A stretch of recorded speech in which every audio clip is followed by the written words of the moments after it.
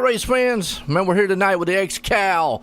That's right, we got big track racing here for a smaller style car. You usually don't see street stock style cars on a massive style track like this tonight. So it's essentially going to be like a big plate style race. But we're going to get into a few little interviews here tonight. I got some of the drivers up here, and kicking off here is how you doing tonight? I'm doing good, and what about yourself? Doing good, man. I tell you what you feeling about this track here tonight? I know it's plate racing, everything can happen and everything will happen, so we just gotta stay on our toes and do what's best and try to avoid the wrecks that are gonna come up for sure. What about maybe pitch strategy?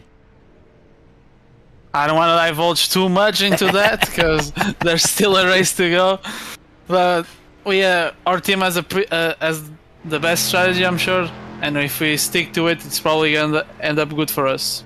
Hey, well, I tell you what, man, good luck out there tonight. Yeah, thank you. Good luck to y'all. Man, there we go. We'll tell you what, look good. Well, let's bring this guy down here, Jared. Jared, go in the booth, get a copy. Yeah, I got you, buddy. Well, I'll tell you what, big track racing for a small style car. Normally don't see them out here. It's going to be interesting to watch. I mean, how do you feeling about this track and car?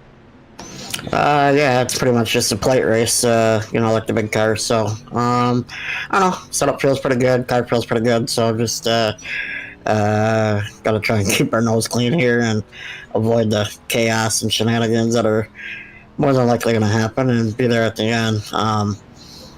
Running the square body car, I think that's going to be an advantage here in the race as well. So we'll see how it all plays out.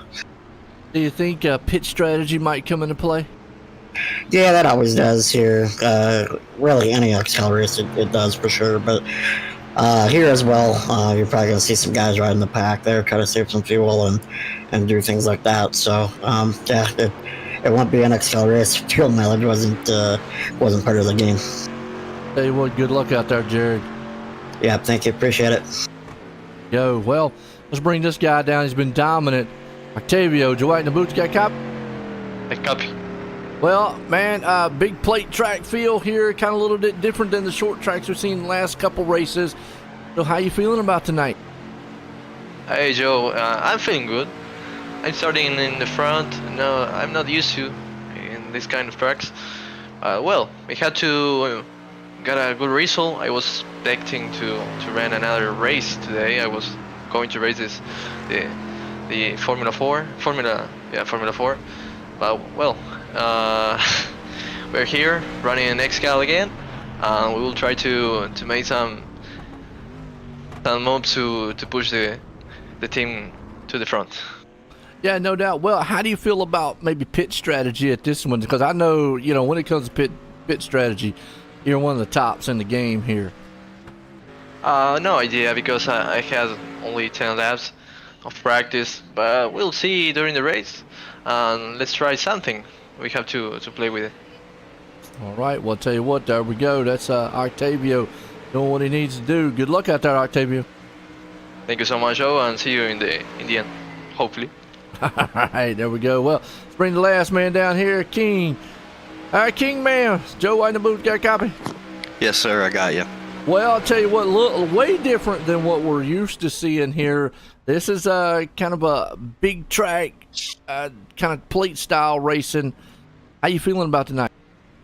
Oh, we got the pole last night in the heat races, stole it at the very end of the last heat race, and going to be starting up front, so that always helps. It's really just going to be about riding around, waiting until it's time to go at this point. Patience is a virtue. You can't have enough of it. I mean, I'm probably going to have somebody try to do something stupid fairly early on. I mean, you never know what you're going to get. But that's what I expect that we'll get. And then I think we'll probably go green until about 15-20 to go at that point, when everybody starts to get racy again. But I'm fairly comfortable with plate racing. I mean, I've ran against some of the best in the world at doing it. I feel very confident going into tonight. I fully believe that we can go out here and get another win. I think I won this exact race last year. Yeah, I mean, we just got to be there at the end to give ourselves the opportunity, just like every week. But I see no difference in why I can't win this one. What are you feeling about pit strategy? I know, Octavio. We've seen him and those guys what they do. What's your feeling about pit strategy tonight? Yeah. Well, it really just depends on if we go green or if we have cautions. If we go green, probably do a little saving here and there, maybe try to get an extra lap or two worth of gas and try to save a little bit of time and hope I have one or two people also do the same that's not named Octavio, so I can try to pull them with a little bit less time on pit road and take off and get away from everybody and have a 3-car race for the win compared to a 20-car race for the win. No doubt. Well, I'll tell you what, good luck out there, man, Matt. Thank you, brother. I appreciate it. There you go, Matthew, man, always at the top. Well, let's bring this man down here. He's going to be in the booth in and out with me tonight. Gerald, join the booth. You got a copy? 10-4. Well, man, I tell you what, we just talked to some of your team guys there. Way different race of probably what we're going to see than what we're used to seeing in the past several weeks as we've been on the short track side of things, kind of. This is big track feel here, more plate style. I asked a lot of the drivers, and pretty much about the same thing. It's going to be plate track, going to be right there. Hopefully nobody gets in trouble. What do you feel? Oh, yeah. I mean, I've run in a lot of these races. There's going to be a lot of different strategies going on because of fuel mileage, but I mean, it's a fixed setup race. Every car's got the exact same setup underneath it. They all got 22 gallons of fuel. Yeah, it should be exciting. They always are. I mean, you're going to see a bunch of cars, 2 and 3 wide, 2 and 3 deep or farther, and you just never know what you get out of one of these things. But they're fun to watch. They're a good race. It takes me back to when you start in iRacing, you start in the rookie series, and you start with street stocks. Charlotte is the most notable one, and really that's kind of what this is bringing a feeling of. Because on that track, it's almost, you got to hook up with somebody to get going.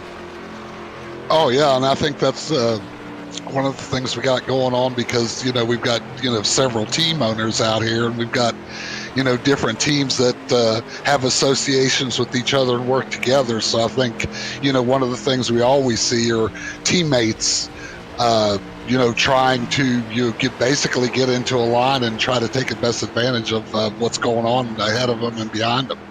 Absolutely. Well, folks, tonight, man, like I say, big track feel here for kind of a shorter style car. It's really going to be like a plate track race here tonight for these street stocks. Guys are going to have to pick and choose who they want to work with. Just a little bit of rule changes here tonight. As just a couple, notable things here. We got no pit road speed limit. Or the no pit road speed limit, excuse me, it begins after 10 laps are completed under green on any start or restart. So normally, you've got to have that pit road speed, but after 10 laps of green, guess what? You can fly down pit road at 100 mile an hour if you want to. Any driver who passes through the pit road under green has got to come to a complete stop. Now, I didn't ask Andrew there if there's a gray area. I mean, obviously, if there's a wreck, you can't control that. You got to come flying through there. But nonetheless, we'll see what happens as the race goes on. Can't use pit road speed as a shortcut to finish the event. So no cheating, guys. We'll be watching that one up here in the booth too. So, during a caution in the first 10 laps after green is displayed, the pit road speed is applied. So basically, it goes back to rule number 1 with the 10 lap type of green flag. If there is a caution or any restart for that matter, the first 10 laps after we go green, if you want to come down on pit road, which I've never really seen and don't understand if you would, but if you had to, you've got to abide by, man, that the pit road speed and whatnot. So kind of a few rule changes. See them up there on the screen tonight. Going to be interesting to see, but Daryl's going to be in and out here with the booth with me here tonight. Kind of give us an insight. I mean, you've got some drivers out here, one notably Octavio. Talked about him. Unfortunately, wasn't able to make the race that he wanted to make tonight, but he's out here at XCAL. He's very good when it comes to pit stop management and fuel style management.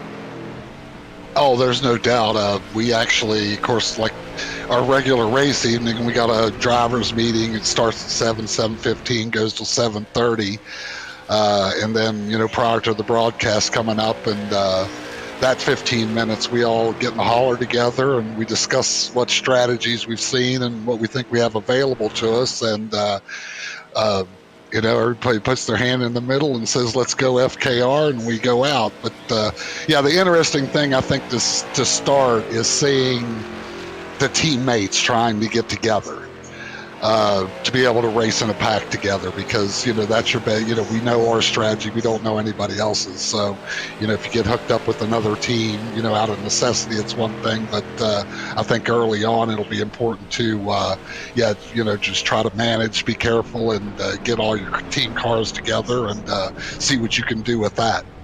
Absolutely. What's going on out there, Steve Menacea says Dad's going to be watching tonight. Let's see, we're talking about Ryan Stevens. See what are you talking about? Ryan Seams? That's the only Ryan I am seeing out here. I used to put Ryan Steven, J-Bo. See here, maybe you. Yeah, maybe Ryan's you got can his help me own. Yeah, Ryan's got his own fan club. He's got the Ryan Seams, the Flying Ryan Seams fan club. And is that it? Is that who it is? Though it is Ryan Seams. Yeah, Ryan Seams. Okay. Yeah, he drives for the JNS Racing, and not necessarily the Seams team. Okay, sounds good. Heck yeah. Well, and I'm gonna go ahead and say it up here, man, Gerald. I love seeing that the family members and all the fans out there that watch XCAL is one of these things. They have many different races. It's a different style races. We're gonna set here to grid real quick, but it's different style racing. It's street stocks. You brought up an interesting thing, because normally these are open setup style races. Like tonight, though, you said that they're fixed races. That's interesting. I didn't know that, so I appreciate you bringing that up to me, because that changes the whole dynamic of the race. Oh, yeah. Like I said, we all have the exact same setup. It's a custom XCAL setup, and we run it at 1.5 mile or longer tracks. So Charlotte, here, I think there's Texas, places like this. So it's going to be pack racing. It's going to be like watching Daytona, Talladega. Exciting. Wheel-to-wheel action, like you just said. It's going to be interesting. Matt Barr's going to put it on pole tonight with Sean Andrews right there along with him. You got Jeremy Root going to start in third. Joe Campbell's in the fourth. Octavio, he's in fifth. We got Brent Mix, he's going to be right there in sixth. Jeff Edgar, he's going to start seventh. Jeff Mills in eighth. Bogard starting in the ninth, and Seams starting in 10th. And we've got a solid field of 27 drivers here tonight. Gerald, what do you think has to go through the mind of drivers? Because for the first start of this race, they're going to be just nose to tail, side by side on top of each other. And unlike every other race, you're not going to be able to get away from anyone until maybe the tires start to fall off. Yeah, and there's not a lot of tire fall off, to be honest with you. I've run quite a few of these races, and there's not really tire fall off. You will change your tires on pit stops because you can. Because tonight, one of the things is that we do have 22 gallons of fuel. So that brings a lot of fueling strategy into the race. But you only have to take 5 gallons to change 4 tires. So that's kind of the rule of thumb. And it's interesting you bring that up, because that's almost just like what Daytona Talladega would be in a NASCAR style race. In those races, normally you could go the whole entire race without never changing tires. About the only time that you see guys change tires is if there's a caution, and then you just got time enough on the pits to do it. But under green flag, 9 times out of 10, you might take 2 tires because you've got to fill the car, truck up or whatnot. But other than that, no. A little bit different with these. I know fuel, you have to put a lot in, but we're getting set to go green flag here tonight. Lights off on the pace truck, man. Everybody buckle up. Going to be some Michigan style racing here. XCAL here with the street stocks. We've got the new ones out here because iRacing, they brought out some new bodies. Got the Monte Carlo. They got that, back in the day they called it Thunderbird, but they also call it the Thunder Chicken. But still got the Camaro out here too. They don't technically call them the Monte Carlo and the Thunderbird, but you get the gist if you look at it. So here we go, green flag in the air. We're racing Michigan. Yeah, technically the names are the the Panther, the Casino, Yeah. and the Eagle. Actually, it was code names for them when they were in production, I believe. I'd have to look that up myself, but I believe that's what that was. Yeah, I'm not sure. I do know the Camaro body style originally was the Panther. The other two, I couldn't tell you. Monte Carlo is a casino town, and the Thunderbird is an Eagle. So that's kind of the way it works out. All right. Well, right now, man, you got Sean Andrews, man. He's going to be out front. You still see the whole pack grouped up here. Hopefully nobody makes too much mistake. Now, as far as pack style racing goes, I mean, we see everybody packed up right now. Is it going to be pack racing like what you would see? I don't know how to explain it. Like you would definitely see at a plate race where they are bumper to bumper all the time. Right now, they're actually look like what I like to call tech style drafting. You know, you're giving about a hood, half a hood, maybe half a car off, just being patient. Yeah, and that is one of the things that's going on. Like I said, the teammates are trying to sort out where their other teammates are in the crowd, and everybody's being a little bit patient right now, looking at their fuel, because one of the deals going into this race is that on 22 gallons of fuel, you could make somewhere between 66 and 63 laps, which it's a 140 lap race. So you may see some guys try to make it a one-stop race, where you'll see another groups of guys making it a two-stop race, but taking advantage of it takes so long to fuel these cars up. So, with 22 gallons, that's actually putting five-gallon cans in the car, just 2 gallons out of the last one. So there's a lot of strategy that goes into timing on what you want to do with your pit stops. Yeah, and I think a lot of times maybe a caution, if it happens here, that's going to dictate that what they do on pit road or pit strategies and whatnot. You see right now, you see some guys, man, on the bumper of each other, battle for the lead up here. You got Mex and Campbell, those two going side by side. And the one thing that I can say about street stocks is, as opposed to maybe some of the NASCAR cars, if you watch NASCAR a lot out there, folks, you see that 63 on the outside there at Campbell. Campbell on the out. No, excuse me, that is 66. My bad. A Mex on the outside. He's holding his own. In any other plate race, he'd probably fall back. He'd need help. Here, I think you can probably hold a little bit with those street stocks on the outside, just because of the aerodynamics of these cars and how heavy they are. Yeah, and there's one thing about these cars, because I run a lot of the trucks and the Xfinity and the NASCAR. Sorry about that. You got trouble already. Yeah, somebody got spun. Yep. That is actually Jason. Jason Seams went around. Go back on the replay. No caution. Wow, that's it. iRacing flagman must have went to sleep. But let's see what happened here. 88 green machine. Just looks like got hooked a little bit with the 23. Those two got together. Went around. Got up into the wall. Unfortunate for him. Kind of more of a that car reminds me of an old school 70s style Camaro, the way that paint job is on it.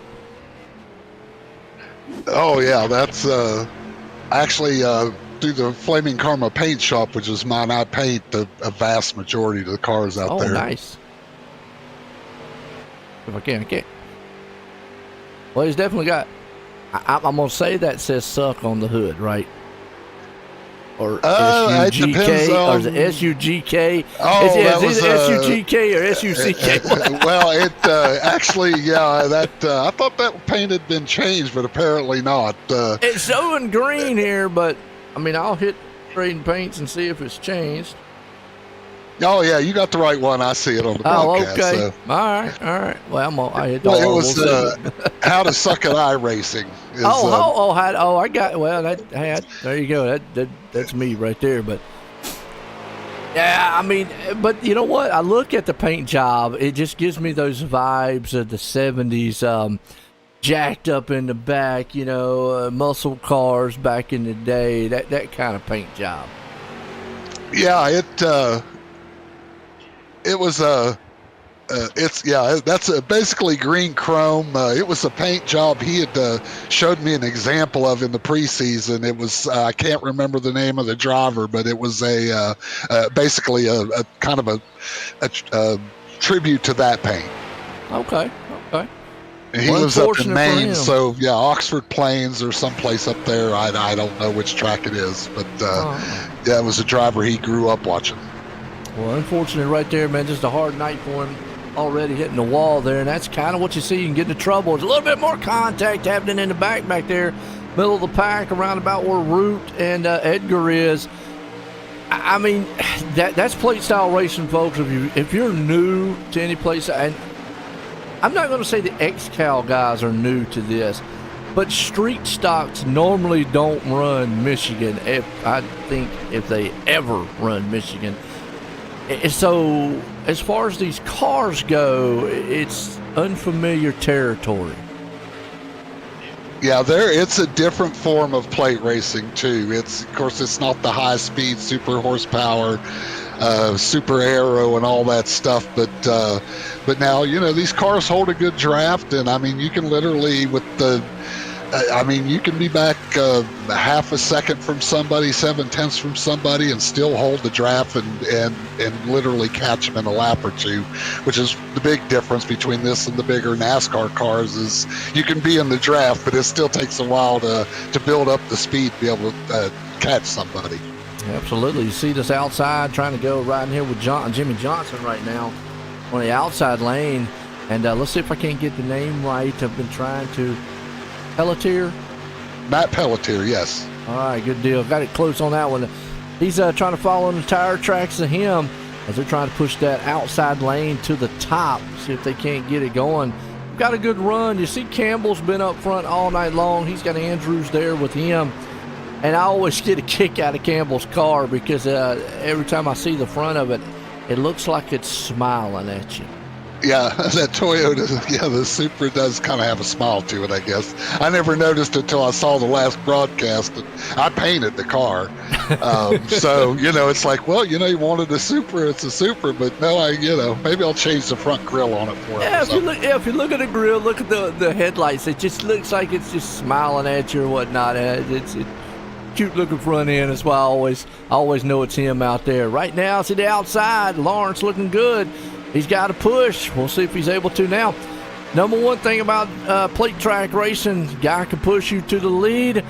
Does he leave, though? Does he leave the dancing? Yeah, I mean, it just sort of depends, to be honest with you. If you got your teammate behind you, probably no. And if you build up a couple of good lines and the side drafting, these cars have really good side drafting effect. So that's why you saw a little bit earlier, one car being able to hang up there because he can literally side draft. The big downfall of it is it burns a lot of fuel doing it. Absolutely. And right now you see the outside lane trying to form up the inside. You see the gap between the two. You're probably wondering, well, why ain't they tucked up on the back end of each other for plate racing? Well, right now, you don't want to build up too much heat in your car. I mean, you see the top lane. He's stuck up underneath there.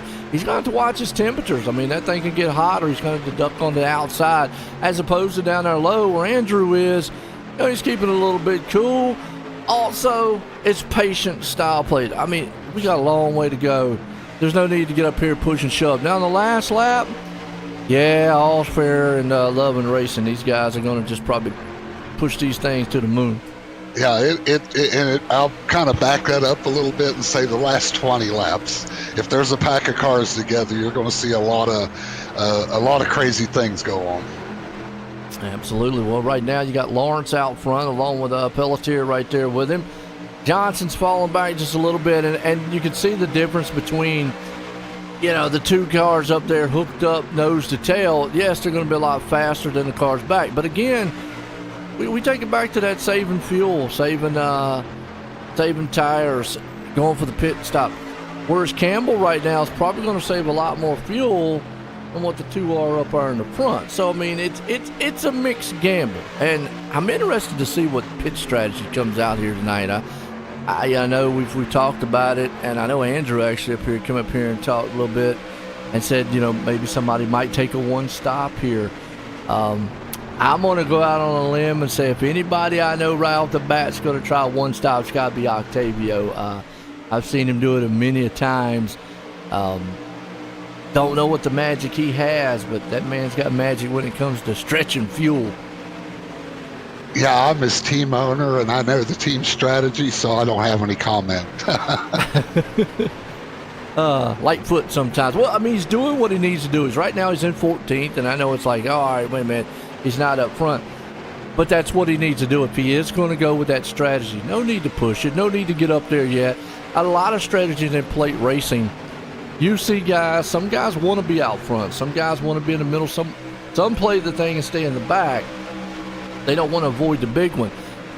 I always say Talladega, Daytona. It's not if, it's when the big one's going to happen.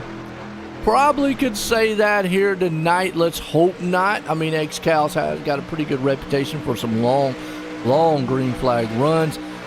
But it is, hey, we keep bringing it up, it is plate racing. It is close quartered. And the problem is you don't have that, what's the word I'm looking for? You don't have the I don't want to say ability, but the luxury tonight of walking away from the guy behind you easily and putting your car anywhere like we've seen in the past where guys are dominating out front.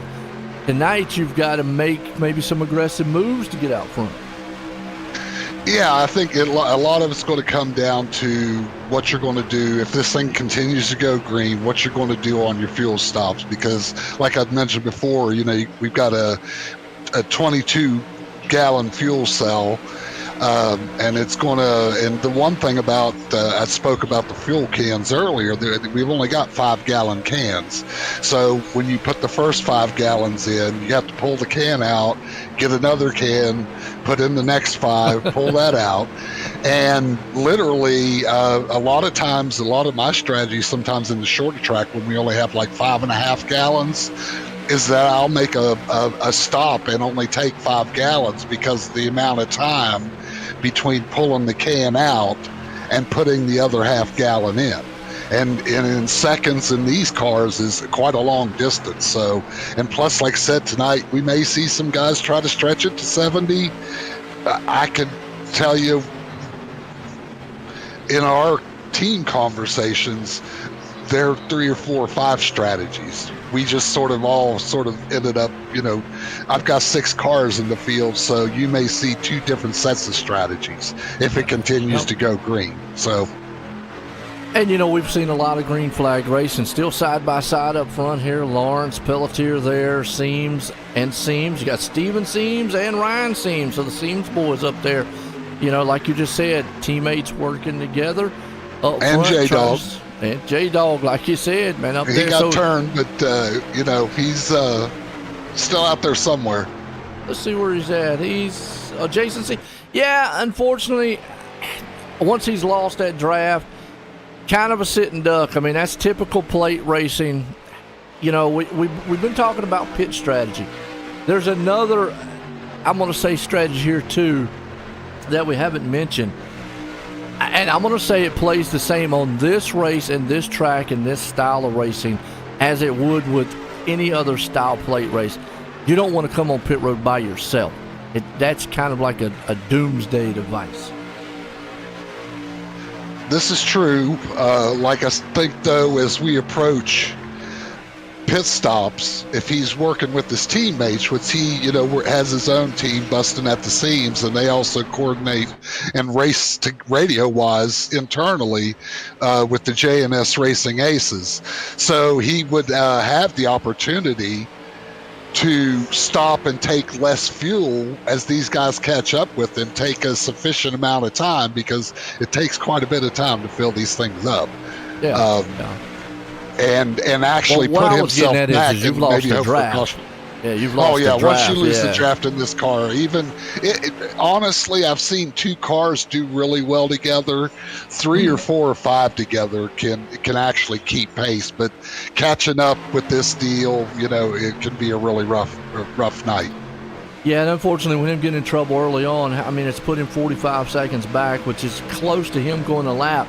Now, the thing about it is, like what you just mentioned, with his teammates being up front there, Ryan Seams, Steven Seams, once they catch him and pit stops come around, he's going to be able to stay right there with the pack. So yeah, he's going to be able to go in, pit with them. What would really be hurting him is if he had to go in by himself, then that's a bad omen. You don't want to. So teams are important when it comes to plate racing. Let's bring that one up. Yeah, that's well. You've got to have partners out here. And I've been in this situation when I've been in a plate race with my own team, of have somebody go on a lap down. Now, one of the things is somebody, just say on a full fuel run, if the leader took the lead and everybody got into one line and they ran the whole tank of fuel out, the car in front's going to be about 4, 5, 6 laps short. The guy behind's going to be about 3 laps short of third and on back, and then there's going to be some guys back there that are going to even have 1 or 2 more laps of fuel. So like I said, we've had it happen before where we had a lap down teammate and made him stay out front so we could be fast, and he just burned off a bunch of fuel, and we sort of sacrificed him. Well, you're going to see right now, actually, they are catching him, and we'll see if he drops right in line with his teammates here. What's going on, Fish? How you doing out there? Appreciate everybody tuning in. We're big track racing here tonight for XCAL. Most of the tracks have been 1.5, short track style. This one here, big 2-mile Michigan Speedway. So it's huge for these street stocks here. Plate style racing, you see it nose to tail. Not really going to see a lot of drivers being able to just blow the field away or get away. Yeah, you might see a 2-car tandem, 3-car tandem. If we get some green flag stops in, time will tell when that happens. But so far, been a good race. Appreciate everybody out there, man. Hit the likes and shares. I know the league appreciate it. Got a lot of great sponsors, here tonight. Man, Gerald, I've enjoyed the XCAL. I mean, it's different. It's interesting with how these races are set up, being kind of long endurance style races for street stocks. Oh, I accidentally ended up in XCAL in 2020 as a substitute driver, and I honestly can't imagine not coming back to it next year. Last year was my first season as a team owner. My first 3 seasons, I actually ran for J&S. So Joe Campbell and crew. Oh, okay, nice. Got the ace guys out there, man. They got a good running too. Well, Matt Barr's another driver out here. To call him the king, man, out here, King Barr. He's running in 9th place spot. A lot of times, he kind of mimics a lot of what Octavio does. Those two guys have been cream of the crop when it comes to the shorter style, the 1.5 mile style races. We'll have to see what happens here tonight. As I feel like you're going to have help to get up there, especially with a fixed setup. And, and this just being a plate style field. But he's running 9th. He's taking that, I think, just taking it easy, seeing what's going to go on up front. And really, we're not going to see any of these guys' strategies until probably after the first pit stop. Yeah, I mean, what'll be interesting here is we're, on lap, I'm showing 23 here. Yeah. They can go 63, 66 laps on 22 gallons. So, I mean, you're going to start seeing the strategy play out earlier than that, and how that staggers out will be interesting. Okay, sounds good. Looking through this field right now, just checking out what we got. Man, back here in the very, very back, just kind of riding. You got Dean Webb back here with all Austin, I'll say it right, Hacks. Is that right? He's a new guy, and I'm not particularly sure what is Austin H. How's that? That works for me. We'll go with that. Well, let's bring up a little bit of talking here, man. We got King Matthew. He is looking for the 14th career. He's wins his 14th career pole over Sean Andrews by a couple seconds. Obviously, wasn't on the pole tonight, but got Team FKR. They're setting the sights here for Michigan tonight. As the end of the season, it's pushing. It's beginning to get here. Octavio was supposed to run a South American F4 championship race. Unfortunately, wasn't able to due to some technicalities. We'll say it that way. Just unfortunate, but good to see him out here because, hey, we always enjoy seeing him out here on the XCAL. And Michael DiCarlo, he's got a few comments for this race here. It says, we're winning Coffee Revolution with the Team 17 American Legion post number 30. Lauren, Ohio, Navy Joe Coffee. XCALRacing.com. You got street stocks, paint, setups provided by Flaming Karma. Special thanks to Mr. Gerald Poole. And when visiting the Navy Joe Coffee, that is, go check those guys out, by the way. Be sure to enter the Navy Joe at the checkout. Get your little special discount for the XCALRacing.com fans out there. Jeff Edwards, he got a little beef with Cristiano, I hope I say this right, Cristiano Rocco. Hey, Rocco. Cristiano Rocca. Cristiano Rocca. Cristiano Rocco. So we'll kind of watch that because this is one of these tracks where, yeah, you're going to be close enough to that driver. Beefs can happen. And a little bit of Joe Campbell out here. We were talking. He's up front, though. He had a little beef there with a new car owner. That's not always good to have a little dispute with the car owner. So not quite sure. Maybe you can insight on that one. Well, last night during the heat race Octavia was in, Joe and the 21 car started having some issues, and Octavia was behind them, and I was spotting for Octavia, and I mean, from my end, it was like, it was really kind of funny, but boy, they went after each other like a couple dogs. I'm telling you. I mean, they were really going after each other. We've been fitting for our last race because we had all the dog night here, man, at XCAL. As everybody tuned in last time. My dogs, they love watching the race along with me, so there you go. But we'll have to see what Campbell can do here tonight. I mean, he's had a good car. He's right there in fifth. He's kind of just hanging on. I think he's been patient. Like I said before, not nosed up on anyone. This, to me, right here is what I like to say, textbook drafting. At this point in the race, you're not closed up on the back bumper. Hey, like I said, last lap, 2 laps ago, maybe a little bit longer on this track. A Daytona, Talladega, yeah, last lap is when you want to make your move because the track's so big, anything can happen. But maybe a little bit longer on here because it's not quite as long. But you're going to see these guys try to put that front bumper through the radiator and push that guy as hard as they can. I mean, it's all fair game then.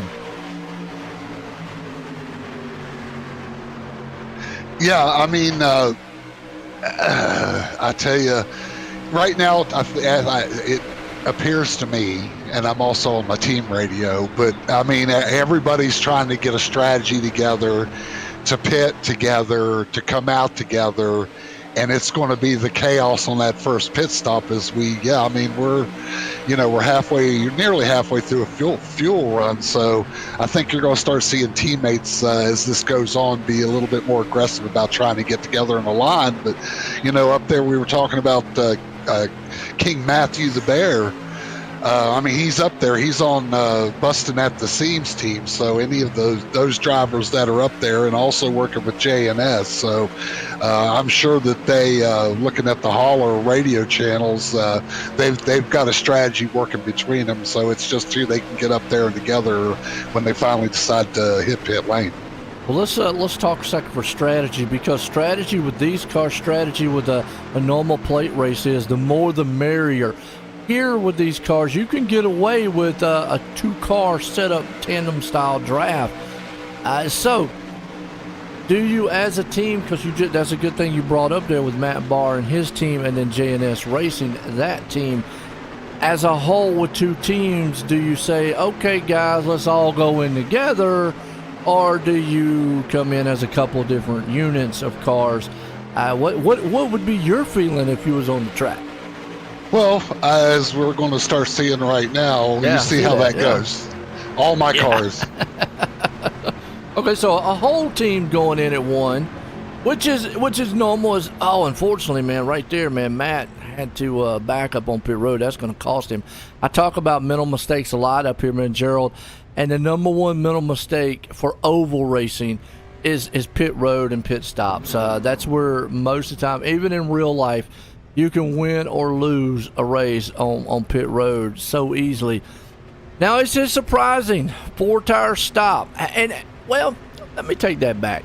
Gerald, I'm probably not surprised. We talked about that earlier. In the other cars, it takes 14 seconds to fill them up. Maybe actually 12 seconds to fill them up. In a normal NASCAR, it takes upwards to what, 40 seconds, 30-some seconds to fill these things up. It's in the 40s, yeah. Yeah. So, with that said, yeah, I guess you might as well take the 4 tires because you're going to be done with the tires before you are the filling of the fuel. So, it's kind of opposite strategy as opposed to what NASCAR style cars are. Yeah, and it's it just takes so long, and you might as well take 4. I think, in all honesty, taking the 4 tires doesn't affect the time of fueling the car. So if you can make a pit stop and take 3 gallons of fuel and change 4 tires, or about a little over 3. So that's about how much time it takes. And when you've got to take, these cars are taking, 22 gallons of fuel, which is 4 of those cans.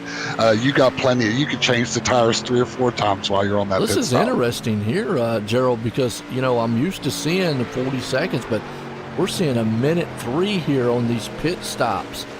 So evidently maybe way more fuel than what normal these guys are taking at this track, but wow, talk about, I know that's got to be an eternity for a driver to sit on pit road. Yeah, it's a bunch of time. I mean, honestly, I've run these plate races before and stopped for a pit stop and was taking 22 gallons, and I've gone up to the refrigerator to get a beer and gone to the portalette on the way back to my driving seat. Well, a couple drivers in, and, interesting enough, the one driver that came in early that I thought, or I guess my thought's out the window, Octavio, came in early, so he's going for probably the 2-stop strategy here tonight, just by what I saw right there. Yeah, all 6 of my cars went in at the same time. We're just trying to get gathered back around and work our way back together. Yep. And they should swing about. So now we'll see what the top guys do. Do they come in and take this thing further out? Because like you said, 60, 65. Now, Andrew said something about maybe somebody could go 70 or 75. Do you think anybody can do that? You could have sat in the back of that initial pack, probably halfway back, put 3 cars together, and saved enough fuel to make it more than 70 laps. Okay. You could. So there's 1 lap strategy, and then there's a 2-stop, and then the 1-stop strategy. But you have to go so slow to save that much fuel that, that's where our math calculation comes in. Yeah. Exactly. Yeah, and then again, we talked about too, you don't want to be a sitting duck out there because you're just going to lose a lot of time. You definitely have to have a lot of help to get that straight. So I think I'm with you. I think the roundabout 50, 60 lap, we'll see how the 2-pit strategy works out here because it is plate racing right along here with Lawrence. Just kind of show you what it is like inside one of the cars here. Just really patient, kind of old school style racing. These cars, man, don't have a lot of the tech to them. That we talked about it about a couple weeks ago of what it's cost to run one of these cars. And actually, I was quite surprised cost-wise because I figured upwards into the, you can get in the 50,000 range, 60 range, but you can get as low as around $5,000 and $8,000 into one of these cars too. It probably depends on where you're driving the street stock at. Right. There was a series that I looked up, a street stock. It was they actually do have an endurance style, and those were the ones that I think you're talking 20, 30, the $50,000 ones. Had a lot more spec and stuff. I mean, a lot of the just Bowman Gray, which is where I'm close to, about 20, 30 minutes from Bowman Gray. They don't run street stocks there, but that's a place that you would probably see a back grassroots style racing. You do see they have some lower classes there that you would see probably several $1,000 style race car, probably a couple $100 race cars out there. Just throw something together and go. Something like that, yeah. Caraway Speedway, somewhere tracks like that. But in order for them to run on a place like this, I would say, yeah, you're going to be the upper echelon style, a little bit more expensive. Yeah, motor's got to last a long time. Give me a second there, Steve. I don't know why that ticker man sometimes has a mind of his own. It tries to pull off, but we can slow that down for you.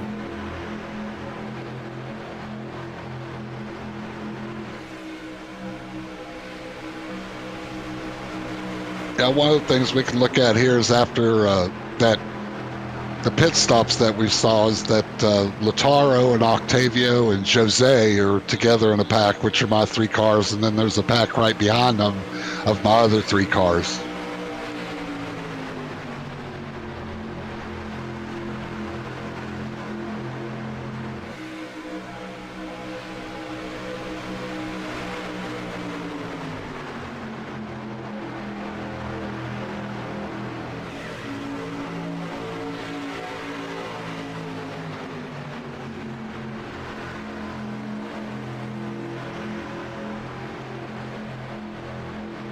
Let me know if that's a little bit better for you out there, Steve.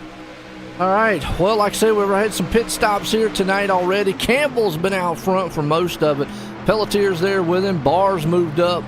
You got Lawrence, and the top 5 has ended up there with Sean Andrews. Yeah, the biggest thing with plate racing, hey, you know, the top guys are going to switch positions, so that running order is always going to switch. Now, a little bit of gap.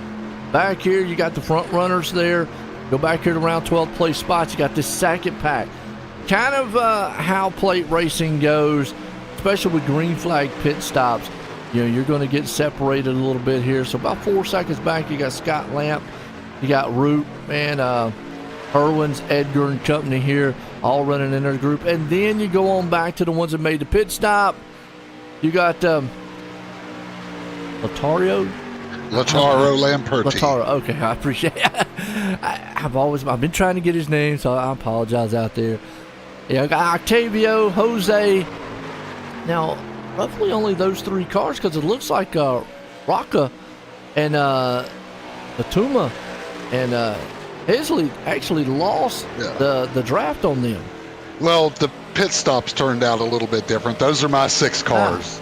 Okay. So what happened was they didn't come out equally in the first 3 pack together and the second 3 pack together. Well, smart move here. The biggest thing is, stay just lined up, nose to tail, and see if you can't get it. Kind of like that number 9. That's a throwback to Casey Kane. Actually, that's what it looks like anyway. Yeah, that's those 2 cars are actually, it's the Thunderbird body, but if you look at the nose and tail of them, they actually have Dodge Charger decals on them. That's what caught me, and yes, it's telling my age. Casey Kane drove there for Rick Hendricks, man, back in the day, in a Dodge. So he also drove. Cristiano, Jared Heasley and Mark Dantuma. Those are also my 2 cars, and also with Cristiano. But I race with them in a Sunday night Cup League, and they have some interest in this, and every once in a while able to get them in a car. But I've done a lot of pack racing with them, so like I said, this race has got a bit to go, and it's good to see. I've got 2 sets of cars out there, and they're all working together. Yeah, they're working together, and they're going to have to. I mean, but you've got the 3 machines here. I mean, obviously you got your front pack here. Looks like they're taking the longer route when it comes to pit strategies as we're coming up here on lap 43. Be interesting to see when Campbell, Barr, and them do come in. And, since, the team back there that pitted early, it's definitely caught them a lap down, which it will. I mean, with a minute pit stop, there's nothing you can do because we're running lap times of 48 around the track. So you're going to go a lap down, maybe a lap and a half here. by doing a green flag stop. With that said, what do you think, Gerald? What do you have to do if these guys stretch this fuel close to one stop when you have to make another one, knowing that even if I get back on the lead lap, I'm going to go right back a lap down again? How do I go about that? Because let me throw devil advocates out here. On that last pit stop, let's just say for Campbell and Company up here, again, I don't know their strategy, but if they push this to the 60 mark, that means their last pit stop, they're only going to have to do a very small pit stop. That maybe the Octavio and them might not be able to catch back up. Maybe time will run out. So how do you go about strategy wise here? I mean, if you maybe see what I'm trying to say. Well, I know what our team strategy is, and rule number one is stick to the strategy. We understand the fuel. We understand how much they have to run to make it how fast and how much time, because these aren't really terribly fast laps in these cars relative to a cup car or something like that. So it's stick to the strategy. Just stick to the strategy. The only thing that's going to kill anybody's strategy is going to be a caution flag. But these plate races sometimes really shape up with the pit strategies, and you'll especially see it after the other pack, the big pack, the lead pack of the cars start pitting, because there's going to be some differences in their laps. Right. So then it's going to be see how all this comes back out on the backside. Yeah, and that's what I bring up is it's always interesting to see, because I deal a lot with pit strategies on races. Michigan, even in the NASCAR side of things, can come down to a lot of pit strategies. Auto Club's another one that comes to mind with that style racing. So it's going to be really interesting. I like throwing out the numbers there, and I saw that pit time of a minute 5, total pit time of a minute 25. Obviously going a lap down there. I see the time they're doing on track. I'm gonna go ahead and say I feel like if Campbell and them goes, let's say 65 laps. Let's just say 65 laps. I don't know if they're gonna go that mark. And Pitt, that Octavio and them back there might need a caution to help them out on that 2 strategy pit stop. I mean, time will tell. But it's gonna. I know you're going to see different because it's your team now. And not that. More that I know the car. If they're going to run all 22 gallons out of it to make it past lap 70, they're going to have to fill the car up with 22 gallons. Filling it up, is it going to take longer than what the minute 5 seconds? Wait till you see some of these. If somebody goes past 70 laps, look at how long their pit stop is. Okay, now that's another interesting fact. There is because I think there's if I'm not mistaken, it's oh my God, it's up there in time. I think it's another 20 or 30 seconds to put 22 gallons in it. Okay, my cars didn't take 22 gallons. Yeah, and that would be the other flip side of it. It would make up the difference in time. And again, love throwing out speculation, so you never know. Because I have been fooled more than once. And I know I stay unbiased up here. I look at the whole picture. It's your team. You want them to win. I don't really what it is I don't want to tell everybody else how we figured out our fuel. Well, you need to figure out there. But I'll throw some generalities, but that's And it's good. And it is good there, because I really didn't think about that. So let's say it takes another 20 seconds or so, 30 seconds. Heck, we'll even go big time number 30 seconds to put the 22 gallons. Obviously, I don't know the number, and we will see. Because I got a feeling at this pace right now, at lap 49. Unless Campbell and Company up front start to come in here in the next couple laps, it looks to be they're going to push close to that 60 lap mark. and then you like you said, they're going to try to take all 22 gallons of fuel here. So you got to get back on the lead lap. Octavio, Jose, and company back there do. As you see them right now, they're about a minute 19 behind the leader himself. Is the gap. I'll get the exact gap for you here. Yep, 1:19.35 behind. So they're about a lap and a half, give or take a few there. Man, I don't know. It's going to be interesting, Gerald. That's all I got to say. Well, then it comes down to this. Do you trust Octavio's opinion? Well, normally I do. I mean, I've seen him enough. Well, I've seen him enough on the track, and that's why I bring it up. As far as, that's why it surprised me he came in early, because remember what I said at the beginning of the race. If anybody's going to stretch it, he's going to be the one. And I know when Andrew mentions somebody might try to go the one-stop route, instantly Octavio came to mind. And I'd say that because I've seen him do it time and time again. Matt Barr is another one that I see sometimes kind of mimicking what Octavio and them does, because those two guys, hey, I've said it before, I ain't taking anything away from anybody else on the track. Cream rises to the top. You see those two guys, man, a lot.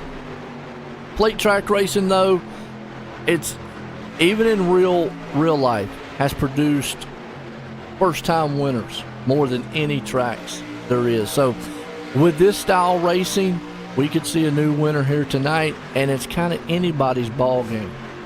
Oh, definitely so. I mean, one thing I'll throw in is that Joe Campbell, J&S Racing Aces, has won 3 races in XCAL, and all 3 have been on plate tracks. I spotted for the first one when he won. It was exciting. I can remember that like it happened. That would happen 4 or 5 years ago, and I still got a hair raised up on my arms. But no, there's, and this is a good place for that to happen. It really is. And Steve brings up a good one. I like reading out what they got out there. Steve brings up a good one out there. Pitting like they did, puts them in a small pack that can draft faster than the big pack. You bring that up, Steve, and that is interesting because in theory, okay, in real racing, big packs, single file, should be quicker than smaller packs. But for some reason, on iRacing, you're 100% right. Small packs are faster than big packs. I have no clue why. I don't know if they just don't have the draft package down right or what. Again, that's a physics thing and our iRacing thing, and I don't even try to understand it. But yeah, so I'll go along with it.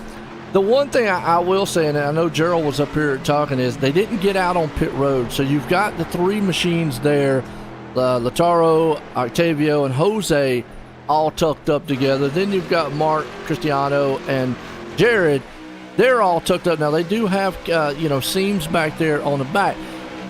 Bad thing is they actually have the pack coming here about to put them another lap down. So that brings up what we were just talking about a minute ago. They go 2 laps down. Then that green flag stop. Yeah, hopefully that 22 gallons that we were talking about takes about 40 more seconds to put in that car. I'll be interested to see. I really will, Gerald, because I don't know. I mean, I'm kind of just throwing out, numbers out here. Yeah, I mean, we're here on lap 52. I'm pretty confident even where, I've got the 9, 24, and 23. They're in fine shape, even though they're behind, Octavio and that other group of my cars. They're still in fine shape because the pit stops are coming up here in 10 laps. So even if they drop back into the pack, they can still go afterwards, and they're going to pass them right back up. So, and then it's going to be seeing how this all pit cycles around, who takes how much fuel, because that's where I'm going to get real interested here because... yeah, me too. I mean, we're getting within, I think, 10 laps of anybody that's been racing really hard, like Joe Campbell been up front. I mean, I have my doubts he can make it to 70. But it's possible because him and his teammates have been switching around some on the fuel. If you'll notice, sometimes these guys will trade the lead, especially within teammates, because they know the guy with their nose in the wind is getting a lot worse fuel mileage. Do that in real racing. I mean, bring it up, but that's an awesome point there. As you see now, they are putting that back markers there, kind of another lap down.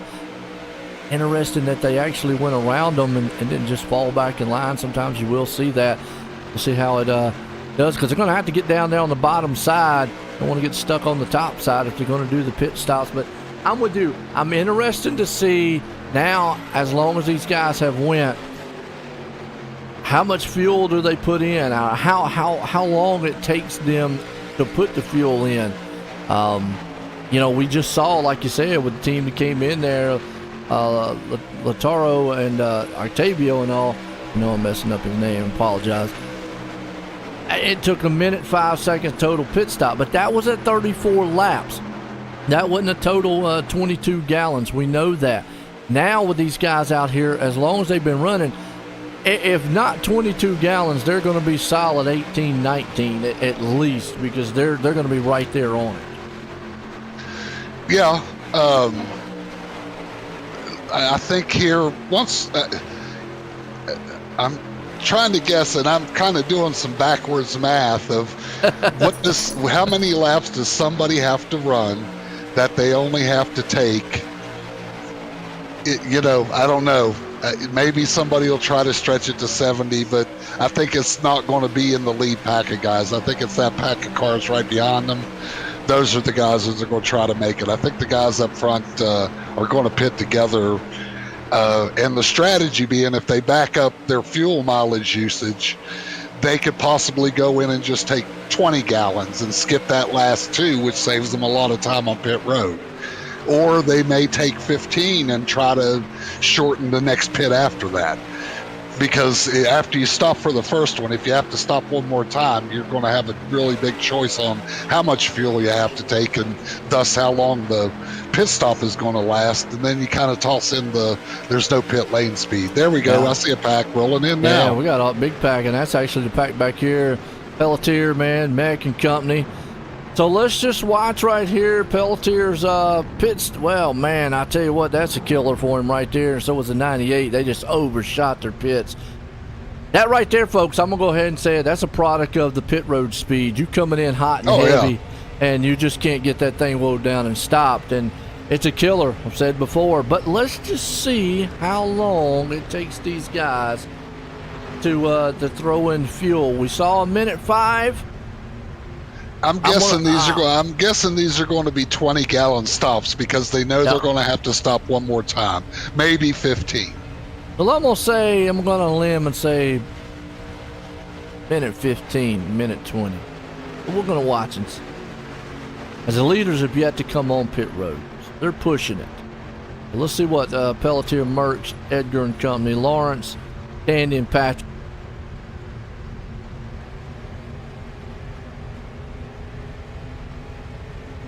We're still on pit road, 58 here. One of them past the minute mark. I know it's just got to be a daunting thing just to sit there and sit there and sit there. Just like you said, just to wait and wait and wait. Like I said, I take off my head stops and go get my headset, and I go get a beer. We're already at the minute 20s mark here, so pass the time. Go to the hot dog stand. I've had a sandwich before. There you go. Heck yeah. Minute 30, 31.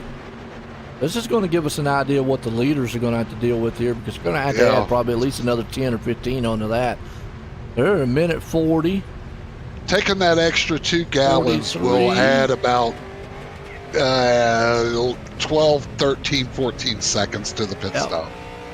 Minute 50. Wow. Well, I'll tell you what, you could have went to the mailbox and back by now. Yeah.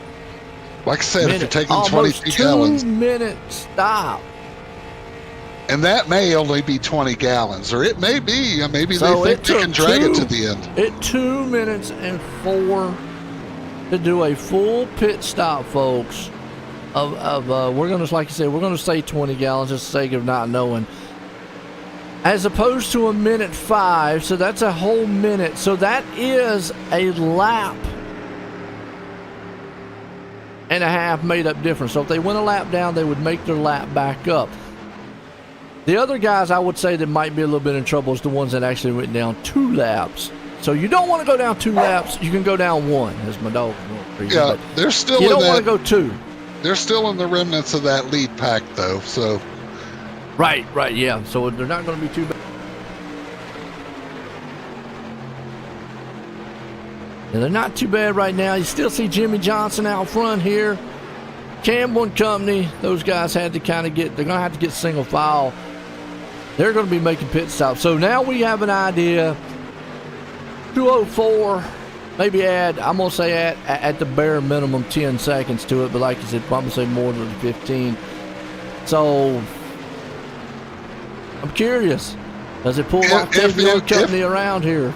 If it was a 20-gallon stop, it may have been a 22. It could be. Oh, we'll see. Yeah.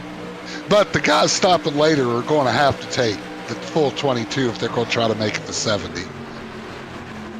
Or set themselves up for a small splash and go at the end, which, woo.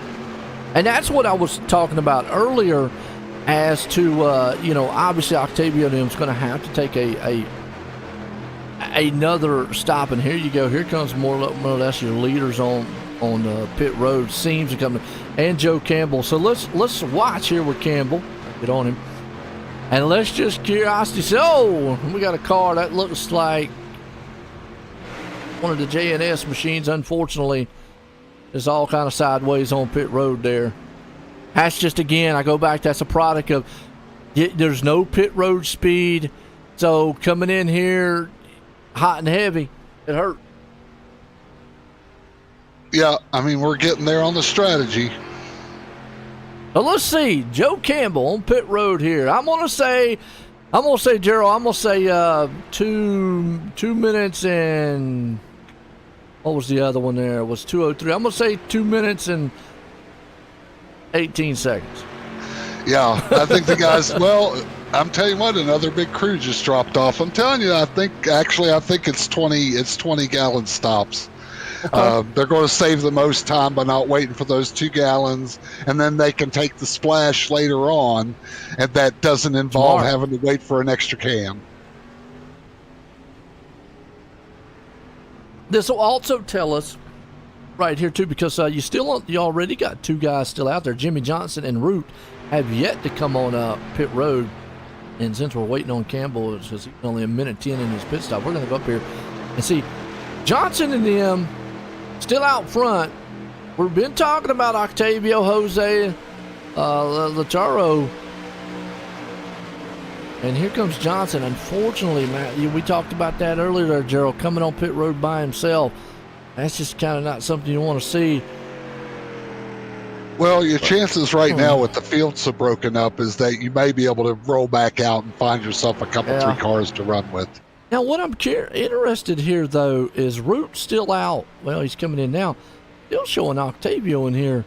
And them, well, now they're going to get back on the lead lap. Okay, that's what you say. This one's still lap now. Okay, well, they got to come full circle back around here at this point. I'm going to show them, man, jumps. Yeah. Well, obviously, our fuel mileage strategy is a lot different from everybody else's. Yeah. So, yeah, the way this rolls around on this pit, as long as it continues to go green, we're in fine shape. Let's see here. Campbell, he took 2:03, so evidently I think you're right. I think that was a 20 yeah, I think the other ones were stop. 22, and that was a 20. All right. Because it does save you. It does. Now, you can't, even 2 gallons, it saves you so much time. Let's see here. What was the long? Campbell. What was the long pit stop? The longest? No. The longest was 2:12. That's the difference.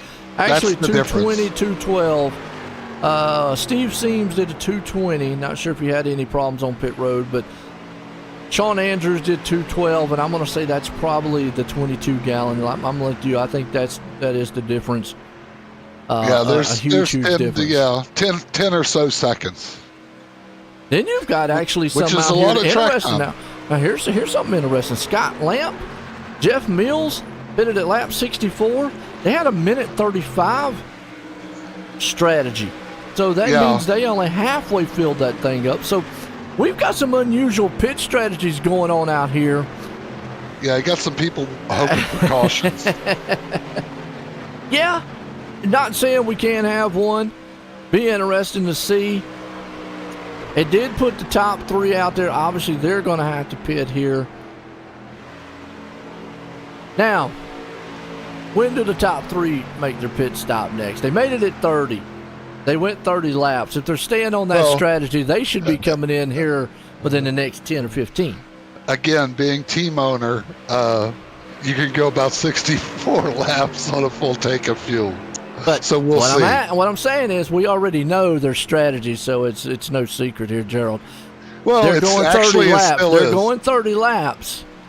We know they're not going to go. Are they going to go 64 laps? I mean, are you going to push it that far? I mean, you tell me as a driver, would you push it that far?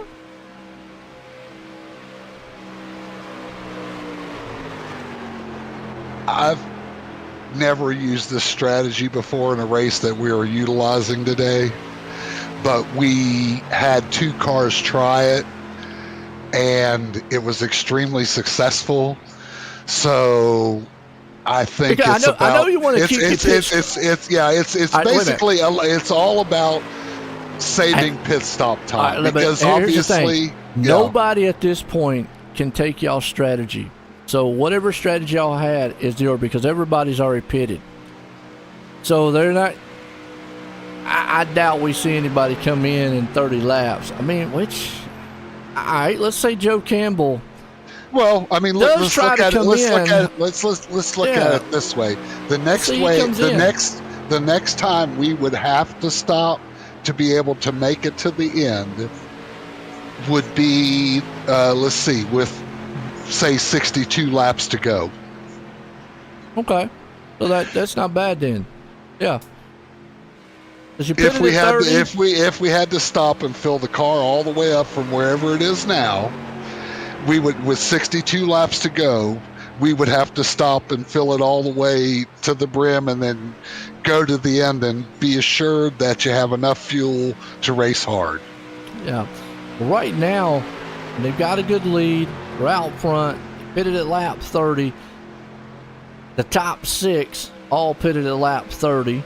We've seen that you can go 65 laps here because we've just seen guys do it. Most of them went around 63. Some of them pitted around 58, but we're going to say 63, 64 is the norm that most of these guys went. So I'm banking on right now, though, at 30 laps, and they've already passed that point. They're at 40 laps right now. So the next strategy here is, Octavian and them's going to take it to the 64 lap mark. Gerald, I can do math. Well, I mean, if you look right now, here's how it's working out. After the first set of pit stop strategies on green, my cars are in the top 6. Yeah, right, and they have to. I mean, there's everybody has to stop again. By the math, Octavio and the top 6 are going to have to pit here in the next 30 laps. They're going to either from now to the point on, because they've already went further than what they went before. They pitted at lap 30. So, interesting pit strategy, nonetheless. Going to see. It's got them out there out front. Then you got this pack back here in 4th place. Hope I don't miss it. Mark Dantuma, I appreciate it. Rocker right there with him. He's got it in there. Yeah, and Lamp. So a lot of those guys, man, they're all bunched up side by side. Remember, they were the pack there early on. So got a good race going on because the top 3 are just nose to tail riding. They got a 20-second lead out front. Again, like we've said, XCAL's all about that long endurance style pit strategy. It's interesting to talk about. It's interesting to figure out who's going to do what. And you know, again, when Andrew said if somebody pushes it, Octavio came to mind. That was the first one because I've seen him do it time and time again. As far as, you know, pit strategies and whatnot. So see what happens out front. Hopefully, don't get any disconnects either. That hurt that a couple weeks ago. Yeah, no, yeah. That was. It happens. He's in Argentina. Yeah, we're on a virtual world. I mean, look, anything that I chalk it up as mechanical failures, kind of cars or anything like that. I got blinked out at the Bristol race earlier this season. Man, it's tough, man. It happens. I actually have broadcasted a race one time. The guy had a 3-second lead coming out of turn 4, coming to the checkered, and lost connection. You want to talk about, man, the heartbreaking. That's yeah, that one was heartbreaking. So I've seen some wild stuff up here. You just never know what you're going to see. So stay tuned, folks. Don't go anywhere because it's been a good race so far. And it has. I've enjoyed sitting up here trying to figure out the pit strategy because so many of these guys out here are on different strategies. I mean, the top 6 pitted lap 30. You've got 7 on back pitted at 64. You got some at 58. Bottom line is, like we said, everybody's going to have to pit again. It's just a matter of we know what a full pit stop fuel goes. Now, we just saw, bring this up to you, Gerald. We just saw how long it takes to put, let's say, 22 gallons in. I can see Octavio and company up there are running the long game this second time around because they went short and it took them 1:05. Burning more fuel, more time on pit road second time around. The good thing about that 1:05 stop was they then had 22 gallons of fuel in their car. So it gave them 65 laps to deal with what they had going ahead. So then it's about being able to stop, take enough fuel in the short enough amount of time, which they're not going to need, obviously, that many gallons of fuel coming up on that last stop. So it's about coming up on that last stop and not having to take 11 gallons or 12 gallons to have to jump into that third can. If you could take 10, that's 2 cans and you save that extra time. Right. Gotcha. So, and that's what makes it interesting here at XCAL. You just never know. Strategy comes into play, and I'm kind of curious to see how pit search, because sometimes I've been fooled. You know, you do the math, you get up here and you talk and talk and talk, and it's wild how the outcome comes out. And that's why all these drivers out here, they spend time after time on pit. I know when I raced, Gerald, and I did a lot of road racing, the number one thing is when did I have to make my pit stop? How long could I push it? How short could I go? What was the benefits of pitting short as opposed to pitting long, and things like that? So I know all these drivers out here, it's a gamble. Chess play. You know, they're playing chess. Oh, yeah. Here. I mean, it was like the early pit stops we took. The gamble is a caution flies, and I've got 6 cars a lap down. You know, the rules per XCAL would dictate that I would get 3 waiver rounds, which still leaves, you know, basically 3 other cars out in the lurch. So, you know, yeah, it's tough. Sometimes it's scary, but, you know, you got to make the call. You got to stick with the plan. Is it more scary on a track maybe like this where it's bigger and you can't now? I mean, because we're so used to seeing the 1.5, the short tracks where, yeah, I'll go ahead and say it, Octavio and Matt, you see those 2 guys, man, just out there dominating, and usually they have sometimes big leads. As here, yeah, they have a big lead due to that pit strategy, but in a nutshell, normally you're stuck right there side by side. So is it more scarier on maybe a track like this as opposed to any others? What do you think? Not necessarily, because on a short track, you're going to lose 3 or 4 or 5 or 6 laps on a green lab pit stop. You know what I'm saying? This one you may lose 2 laps, and if you know how cautions are. Cautions breed caution. So there's always that possibility easily to get back a lap or 2. I mean, I've really been killed before on pit stop strategy and short tracks. Here, it's just do the math, reverse the equation, and figure it out from the end backwards, and race with that.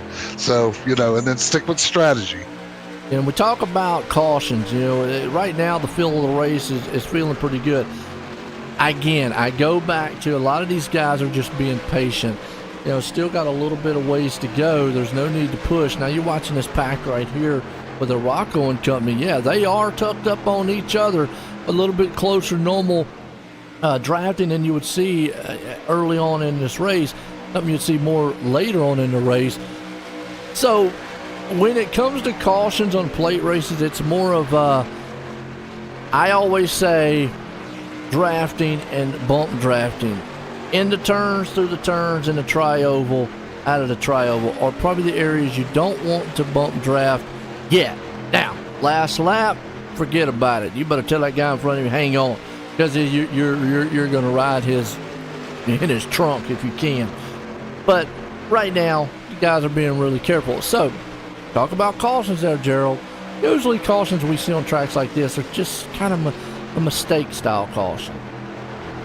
Oh yeah, I mean that's really what's going to happen from here on out. Is somebody's going to suck up on the draft too hard, bump somebody too hard, and the problem with the cars here, if you're going through the turn, you bump somebody, their tail end, may lean to the right, but it's going to flip back to the left really quick, and if there's a pack behind them, they're going to be in trouble. Yep, absolutely. Good thing is, though, not too much of packed up. I mean, you've got the top 3 there with them. Then you actually have got the top 6 here. Oh, no, my bad. You do have the top 3, and then you go back here. You got 1, 2, 3. You got a couple lap cars in there. So you do have a pretty big pack right here with these top 3. Then you go a little further on back. You got a little bit of pack, but they're kind of being, single file. You got some Lamp Mills. Hawks right there with them. Ewans. Everybody just being patient. You go a little further on back. Matt Barr. He's about 29 seconds back. He's pushing that pack. He's got that with Mogart, Campbell, and company, who pitted later on this one. And that would be the pack that actually is the first ones that are a lap down, sitting there in 12th place spot. So it'll be interesting to see. I'm curious on the math and how the pit strategy is, because that's another thing that teams do. And I just don't have the time up here to do it. Maybe somebody out there in the chat, if you see the times pit road times for Matt Barr was 2:05. Pit road time for Octavio was 1:03. There you go. I gave you the math of their pit. Now, their total pit time, I'm going to tell you that, was 2 minutes and 25 seconds for Barr.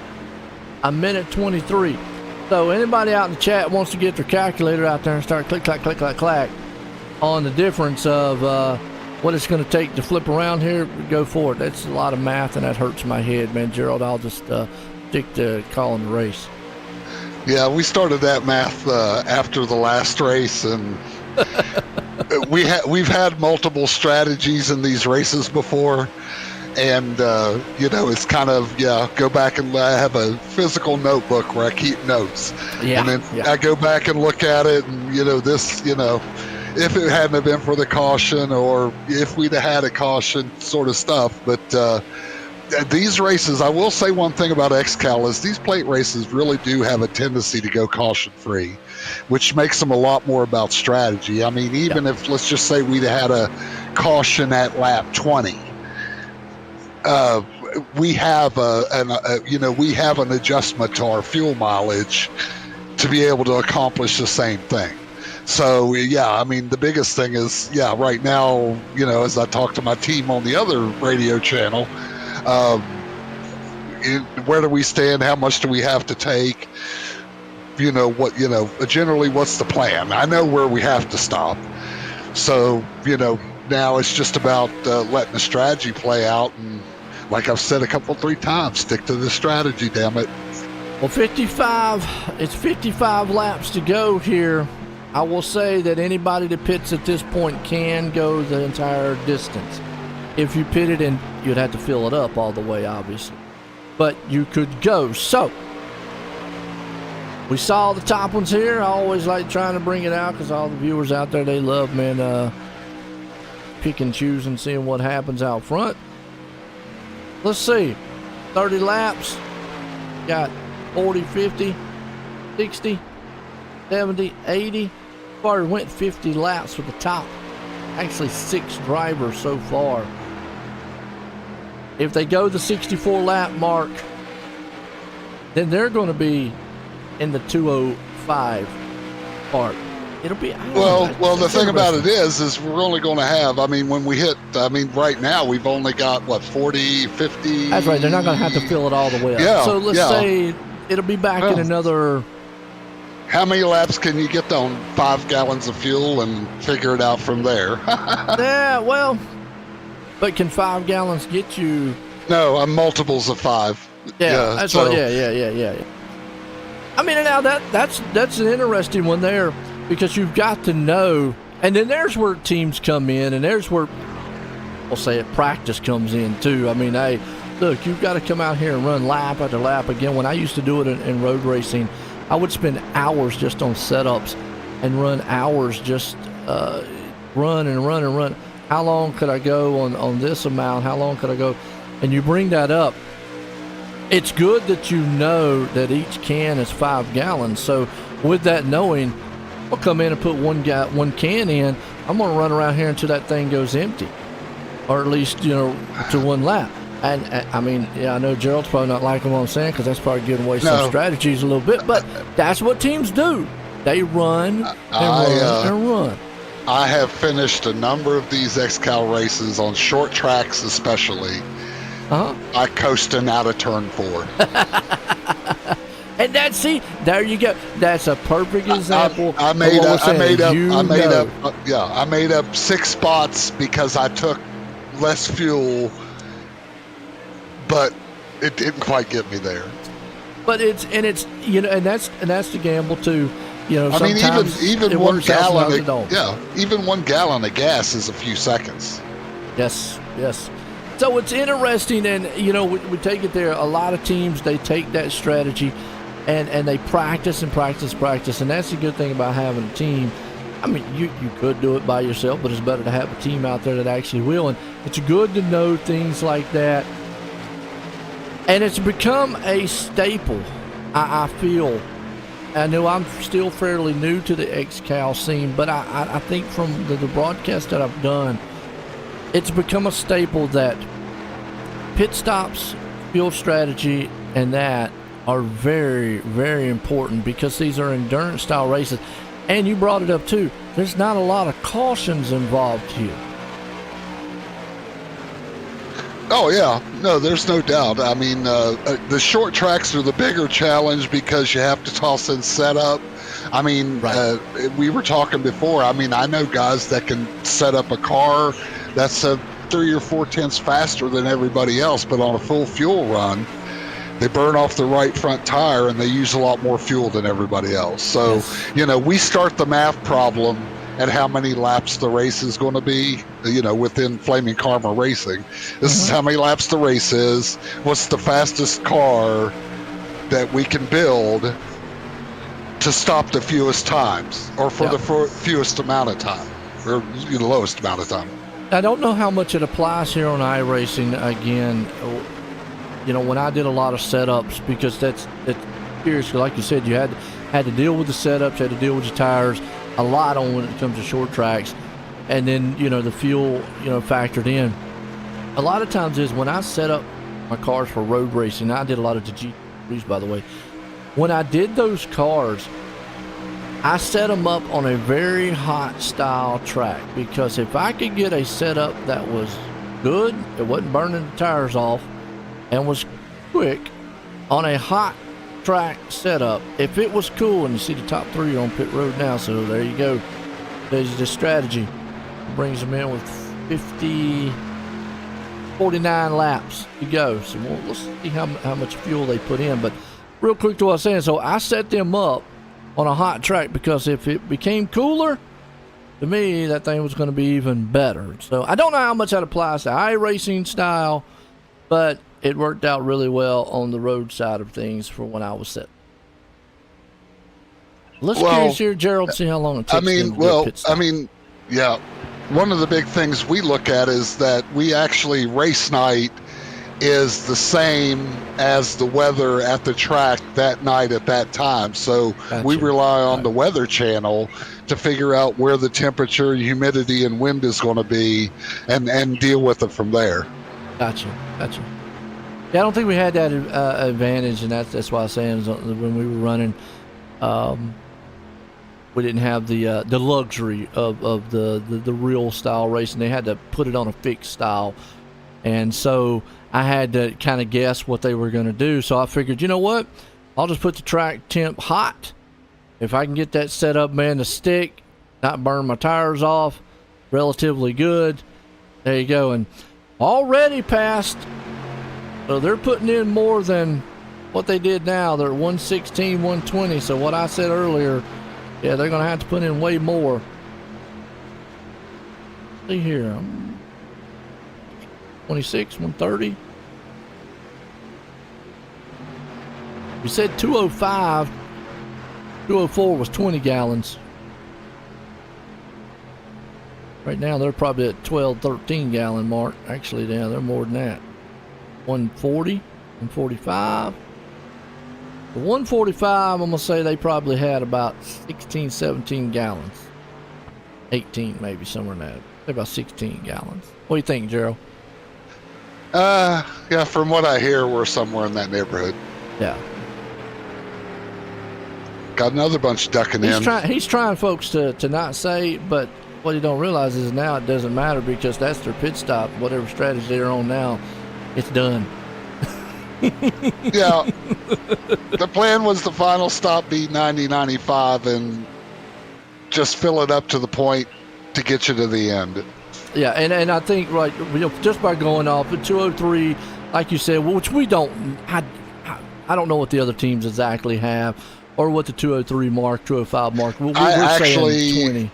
At this point, from what I know, nobody's taken 22 gallons this evening. So if you back all those times up, wow. No. Everybody knew they were going to have to stop twice. So just take the 20 and go. They started out with 22, but they've only taken 20 and whatever they needed or whatever they will need to finish.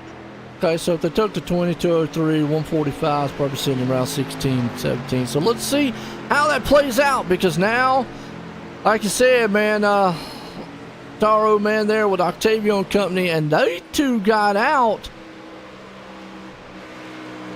on their own. The other gentleman who was with them, which was Jose. Actually, he got way far out in front. But he'll probably do is back it up. He'll grab that brake a little bit and let them catch up. So yeah. One thing I will tell you about Jose is that he actually, even though obviously not quite as fast as Octavio, gets far better fuel mileage. Well, you better tell him right there, man. Calm down. Put it about right here over they each come other. around. They're coming around. They're lining back up. Octavio got the hook, and perfect example, might be teammates, but sometimes, man, you get that wrong bump draft, wrong time, and then we saw it right there. Octavio got the wrong bump draft in the turn, and it almost turned him. I will tell you this, Octavio and Lautaro know how to, you might as well put a hitch between those cars and they can shove each other as hard as they want, and they both know how to deal with it. Well, you say that as a team promise owner, you. and I'm going to say it this. It's plate racing. If he hooks him the wrong way, even the best of the best are going around. I've seen it time and time again. So if they want to keep playing like that, that's a dangerous game to play, though. I tell you what, they literally. As a team owner, I would tell them, "Hey, calm down, guys. We still got a long way to go." I'd go after it as much as you want, man. I'll tell you what, they're doing it, even though it looks more dramatic. It's like they're handling puppies. Mm-hmm. I like Gerald up here. He's you can tell the biasness here. I tell you, stop. Yeah, I need to call out hjsaussies.com. I was actually supposed to run Octavio's car tonight because we didn't know whether he was, well, we didn't expect he was going to be here, but I was actually going to run that car this evening. Okay, And nice. actually, hjaussies.com, you can find them on Facebook, obviously the internet, and then Instagram and YouTube. But no, that's where I got my Aussie from. They actually from just here across the river in Ohio. Oh, nice. Heck yeah. Well, it has been a good race here so far. We've talked a lot of pit strategies. We're coming down to the last, gasp here where everybody's going to pit for the final time. It's been a good one here, XCAL series.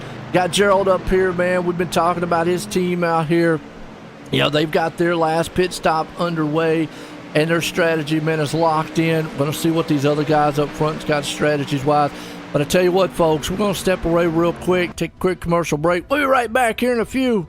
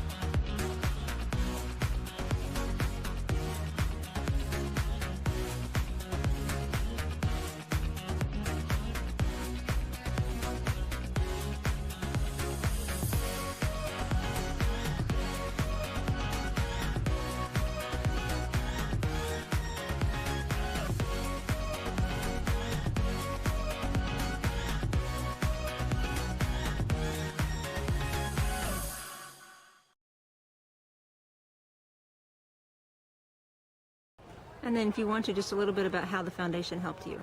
You know, I was in a pretty serious deal, as most people know about. It's a pretty tough deal, very traumatic for my family. A lot of stuff that we went through that people would never understand.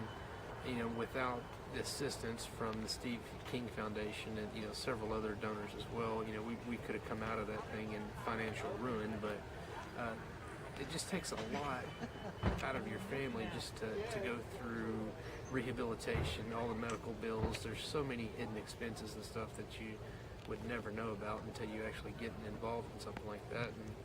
And even if you help somebody out with 500 or 1,000 or 100, whatever it is, it means a ton to the person, just to be able to live and to get through these things. It takes an ungodly amount of money, time, effort, patience, with the families, the doctors, to be able to get through a traumatic experience. And, with the Steve King Foundation, that makes everything a lot better. Hi, I'm Blaine Smith, the Executive Director of Team Red, White, and Blue, and I wanted to take a minute just to welcome you on board and let you know that we're proud to have you as a new member of our team.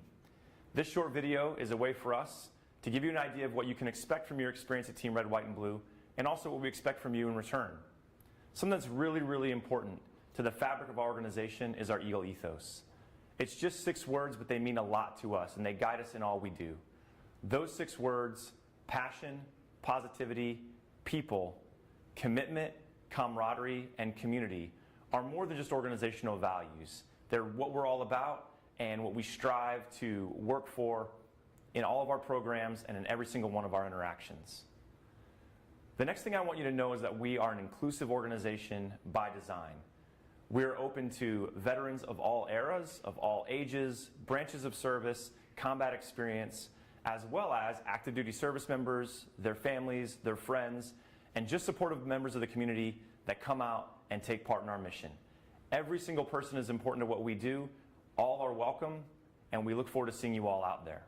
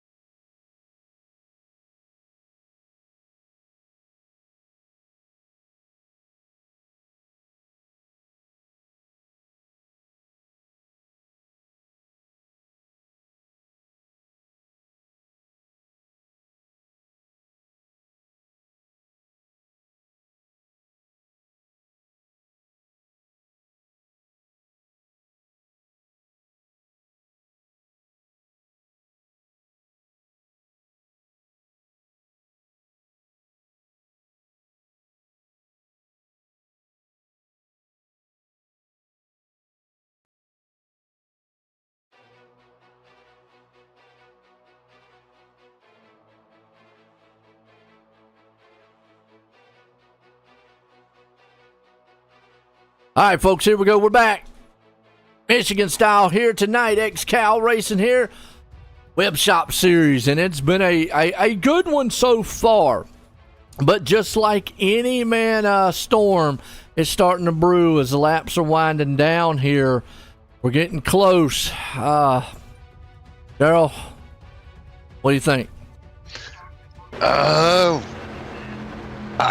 this point, I'm going to trust the strategy because to be honest with you, with these cars starting to pack back up and you got cars on mixed lap numbers, you got a few cars out there in the lead, but you got pit stops coming.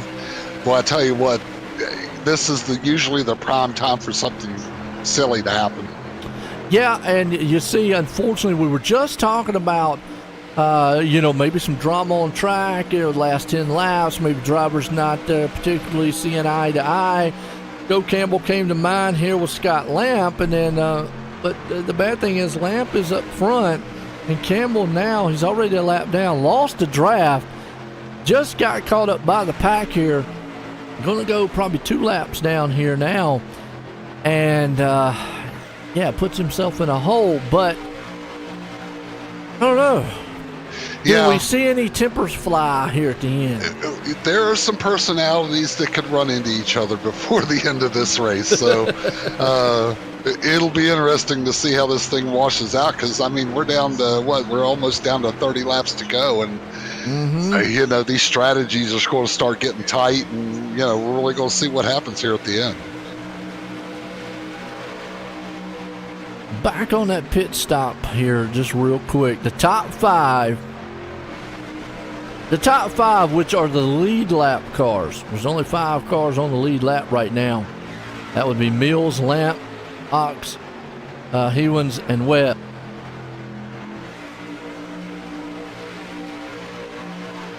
Those top 5 right there, all lead lap. Now, they pitted on lap 64, but now Ryan Seams, unfortunately, somehow got a lap down, who was at the tail end of this pack here. He pitted on lap 64 along with Steven Seams, who pitted on lap 63. So basically the top 7 all pitted at lap 64, 63. Have to make another pit stop. curious on when they're going to come in, because at some point, that old saying of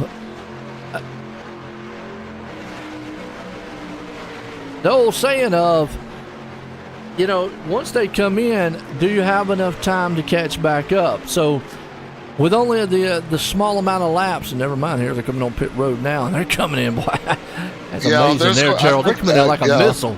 Oh yeah, and I think there's going to be some decisions about how much splash and go. I saw a couple 3 guys have to back up. How big of a splash and go do you want to take? He got in his pit box pretty good. Yeah, I think the 21, the 50, or the 75 overshot their pit stalls by a couple spots. I'm curious, watching Mills here. Let's see how much fuel he puts in. Obviously, going 4 tires and fuel, you might as well if you're going to have to go 30 laps or so. Yeah, 30. That looks like it takes about 30 seconds, right about at that time to put 4 tires. You got 64 laps on 22, or 66 on 22 gallons. So I don't know what that math, 3 laps a gallon, I guess. Yeah.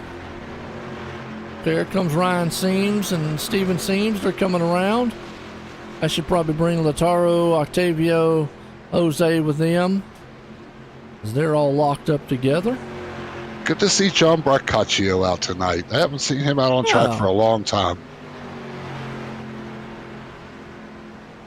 Yeah, he's right there too, running. Well, right now it's showing 11, but he'll definitely move on up. So yeah, Mills is definitely still on pit road with 1:15, so he is filling that thing up huge-wise. Now I'm curious because... that kind of makes me wonder about some of these new drivers forgetting to change their... They end up getting stuck out there a little long on their fuel stops because they forgot to change the fuel mile or fuel. Yeah, because I don't think he needed to stay out that much. 17 to make it the rest of the way, because that puts him in 10-gallon, 11-gallon territory. Yeah, that may be an inexperience. That may be an inexperienced thing. Yeah, because Matt Barr, just to give you an idea here, he's got a 43-second, and Mogard had a 41-second. So they definitely. The problem there is they're so far back that their pit strategy just didn't manage out. So we'll have to see what happens. Now we'll have to see what Ryan Seams and Steven Seams does up here, because there's no way. I haven't been watching them very closely. I'm not sure if they may have something up their sleeve. Well, I'll give you a recap here. They pitted on lap 64 and 63. Seams took a 2-minute 5-second pit stop, 2:20 for Steven Seams. Well, they filled it up pretty heavily, 20 gallons at least. I mean, the other thing is if, that puts them at 55, 65 laps, they may be trying to hang till 10 laps to go when there's no cautions to see if they can catch a lucky caution.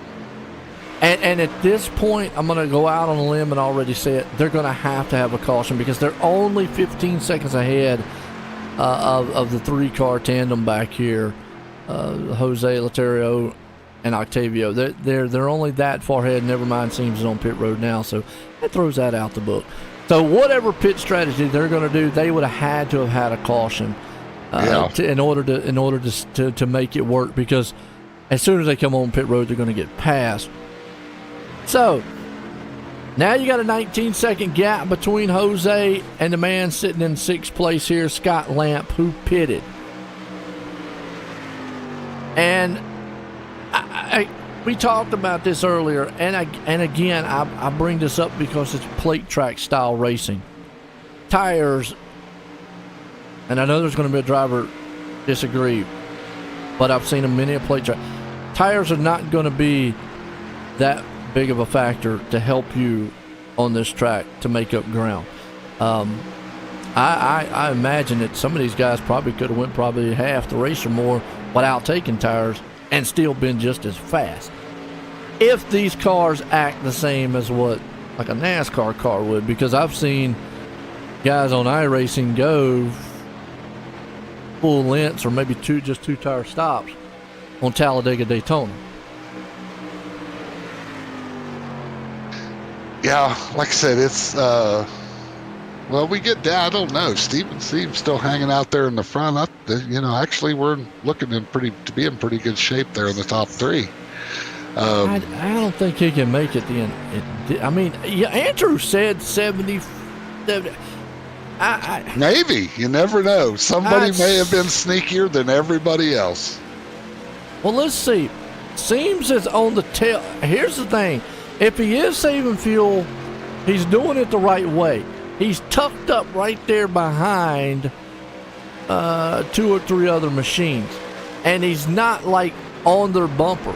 He's keeping it right there in the draft to where he can let the car pull itself to those cars in front without him having to use the throttle. He can let off a little bit and back it off just a little, or actually drag the brake. That's a technique in plate racing. Some guys, man, like kind of cracking the throttle. I always just kind of, if it's wide open style, just kind of just drug the brake a little bit and slowed it down. But either way, yeah. And then now he's on it. Never mind, he's on pit road. He's out of fuel. He might be out of fuel. Oh, he's on pit road nonetheless. So everything we just said right there, he was doing right. Yeah, he was doing what he needed to do. It's a good template if you want to save fuel. And then he just overshot his box. So everything he did just got washed. Because I know people are like, well, man, Joe, gee, he just a little bit over. Doesn't matter. We're talking about hundreds, tenths, thousandths in racing. Yeah. And when you overshoot those box, that's time that is huge on the track. Yeah, I mean, you can sit here and watch, and if you cost yourself 5 seconds, watch this car and count in your head 1 Mississippi to 5 Mississippi, and you'll see how the distance that car travels in those 5 seconds, and that's how much you're losing. Absolutely. Well, the pit strategy has worked out so far. Caution might be the only thing that could probably mess it up, because it's a 20-second gap between, I hope I say it right, Hawks. Is that right? Austin Hawks. Hacks. Oh, Hakes. Hakes. Gotcha. All right. Good deal. And Scott Lamp, who we were talking about right there, who was, they're all tucked up as all 4 of those drivers. Their teammates also, 21-28. Okay. And, we talk about, tires, the difference between tires, and again, the lap times just, there's not that much of a difference there between the two. Not enough. I mean, you would need seconds in order to run down. And here, you're talking maybe tenth, maybe a couple tenths, something like that. Yeah, if you're in the draft, taking tires really doesn't make a difference. Like I said, the big thing is if you have to take 5 gallons, you might as well take 4. You never know. Caution flies, you got better tires. But the way this thing's rolling out, I think strategy may win the day. So far, as long as we don't get no cautions, I mean, with the 20-second gap out front, everybody's going to make it. You got Hawks, Lamp. You said that name, John Macario? Brancaccio. Some of these names, well, I'll tell you what, they get me. And then Barr right there in 7th, Mogart, Mills, and Hewins. That's your top 10. Yeah, good to see Alb out tonight. I didn't think he was going to make the race. Yeah, good one. What we got on back here going on, because I mentioned this way earlier in the race, what was going to split this field up, because we all saw them packed up together like a normal plate race, was green flag pit stops, and it has split the field. The top 3, they're 28 seconds ahead of 4th. Then you got 5th, 6th. They're there. Another couple seconds on back here. Matt Barlich, he is catching them. So you're about to have about another 3 machines there on top of them. And you go a little further on back, about 10th place spot. You got 2 machines there. They're nose to tail. A little further on back, about 12th place. Lawrence, he's got company there. He's got about a 4-car pack running with him. And then Joe Campbell has caught some draft help here. Unfortunately, man, got off the pace, got lost in the draft, got a couple laps now. Back in 15th. He's got a few of them. So cluster style setups here as we're looking through the field. Patrick back here in 18th spot. Then you got Seams back here in 21st. The little packs throughout the track here. And that's kind of how it's played out since all these green flag pit stops. Oh yeah, these things go green. It becomes a lot about strategy. I mean, sometimes you find some guys that'll find some little what seam in the matrix and figure something out nobody else has. But no, it's been a lot of clean racing tonight. Just play your strategy out. I think that has really been the theme of the day. Absolutely. So far, it's worked out well. We've talked about, man, the plate style, how that comes about. Be interesting to see. Now you got a little bit of lap traffic up here, and I know that those top 3 guys are probably going, well, we would rather just be 3 cars by ourselves other than having to have anybody else around us. Oh, just getting down to the end of this one here. Been a good one. Yeah, it has been. And I'll be right back. My dog, Eddie, from HJsAussies.com is sticking his nose in my leg. He needs a treat. I hear you. Good deal. Go for it. Well, right now, Malataro out front with Octavio there pushing. You got Jose right there in third. That's the bottom 3 machines. Because on the outside there is one of the probably first lap down cars. Actually, not the first lap down car because Tandy's actually up there with them. Let me see if I can find out who that one is for you. Not Seams, not Andrews. Recent RO. Like John's off the pace, unfortunately. Coming back out on here. Find you who that is. That's actually Ryan Seams. Ryan Seams on the outside there. I've said this time and time again. Folks, I know you're out there watching.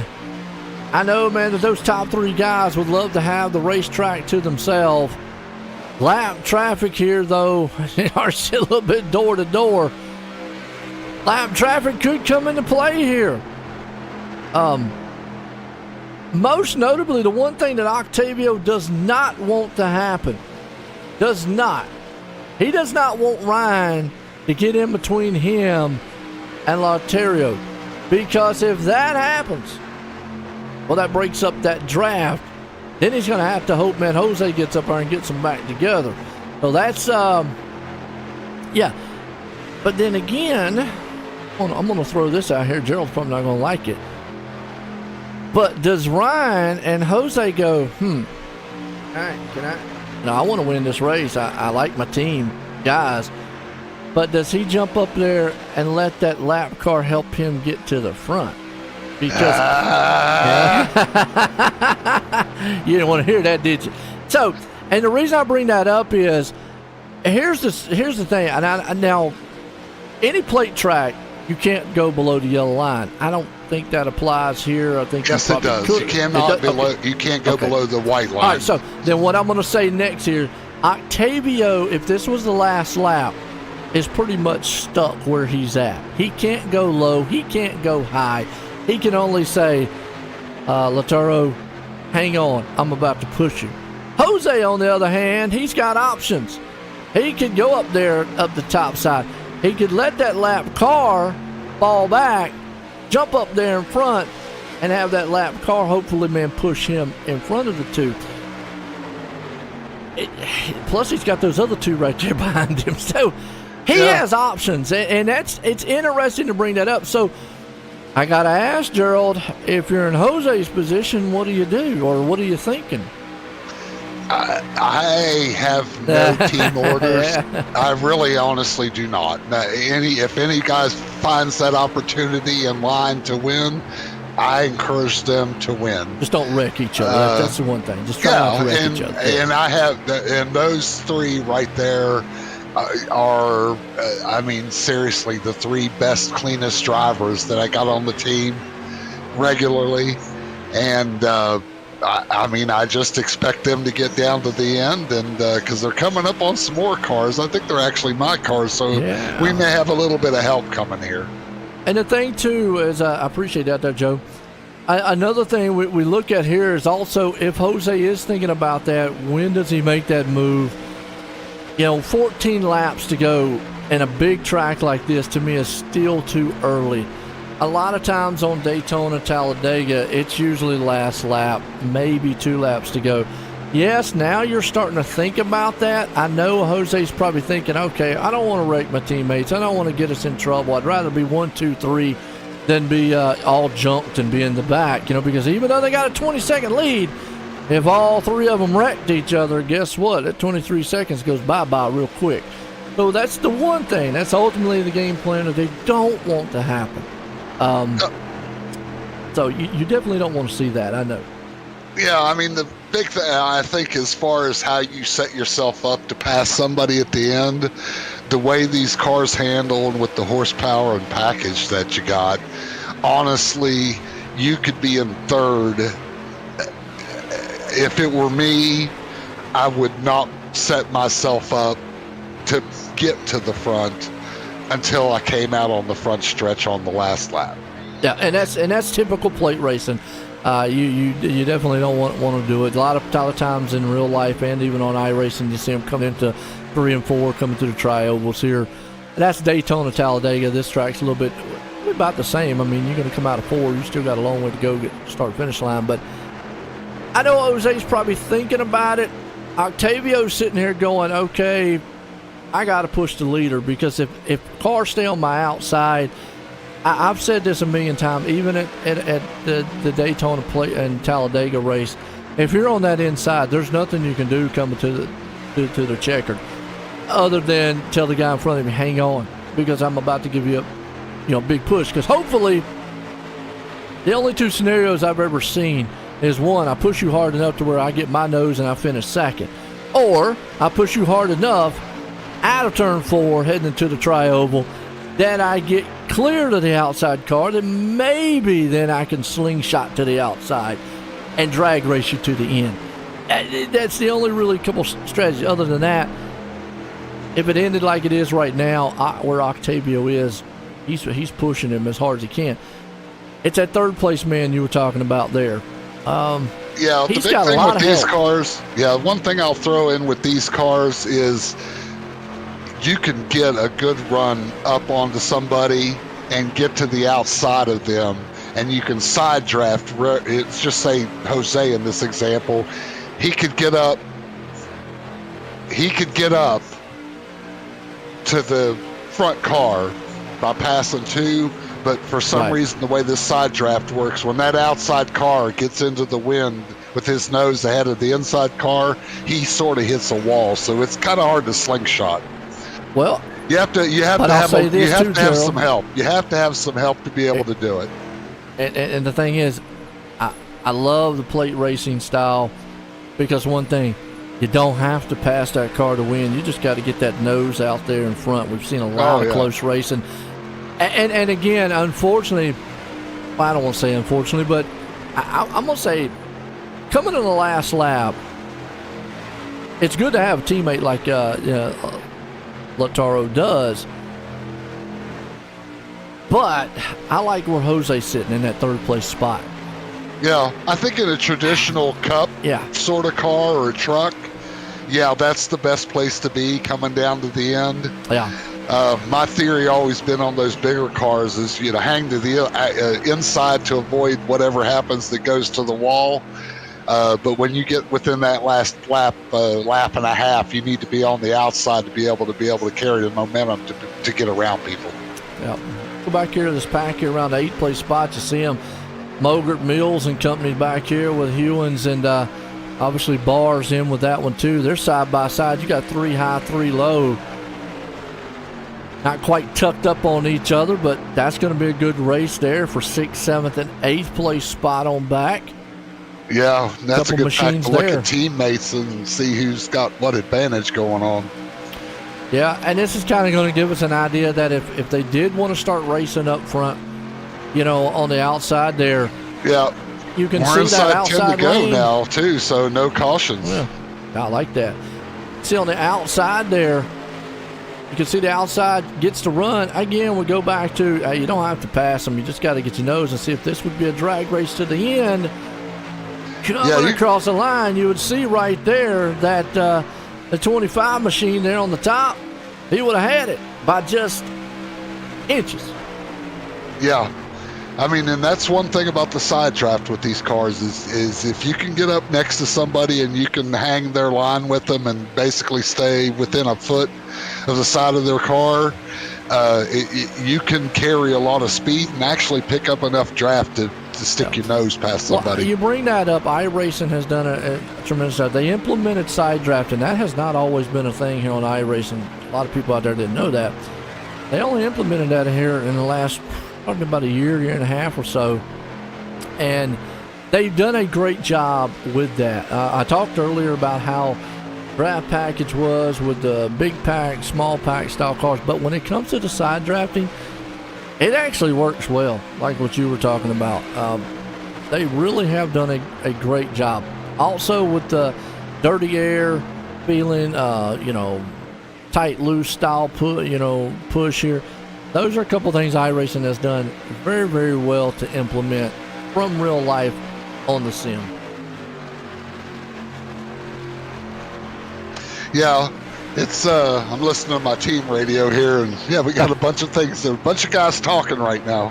Yeah, well, and we're watching still this pack back here with Barn Company. I mean, up 3, it's rightfully so, because Jose's the one up here that I really feel has to probably sit and go, what do I do? I've got all these lap cars up here. If I put myself in the right spot at the right time, I could get in front. But then again, I don't want to do anything crazy to wreck, because you see these guys up here, they're hammering on each other already, and and I know that the leaders are probably out there shouting, "Look, man, get these guys away from me." I don't know. Intense. Yeah, it's starting to get a little dicey there with the pack of cars.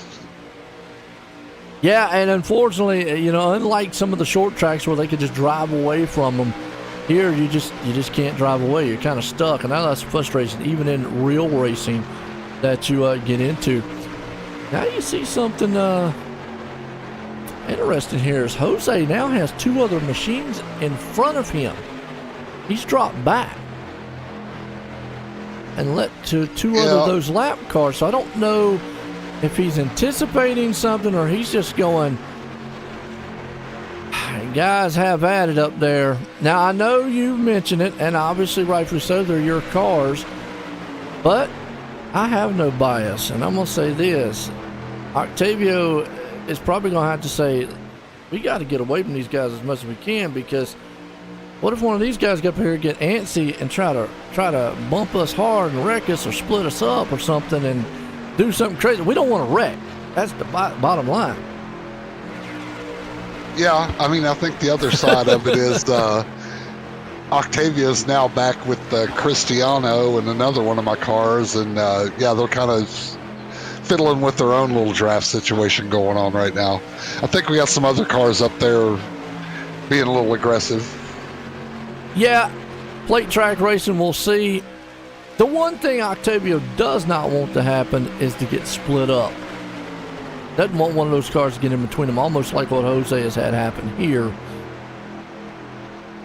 Yeah, one thing I will say with Octavio and Lautaro is they are very good at sticking to each other's bumpers. Gonna have to be. I mean, there is no question, because if he lets off that bumper, guess what? That guy's gonna slip down on the bottom. But it'll only take one.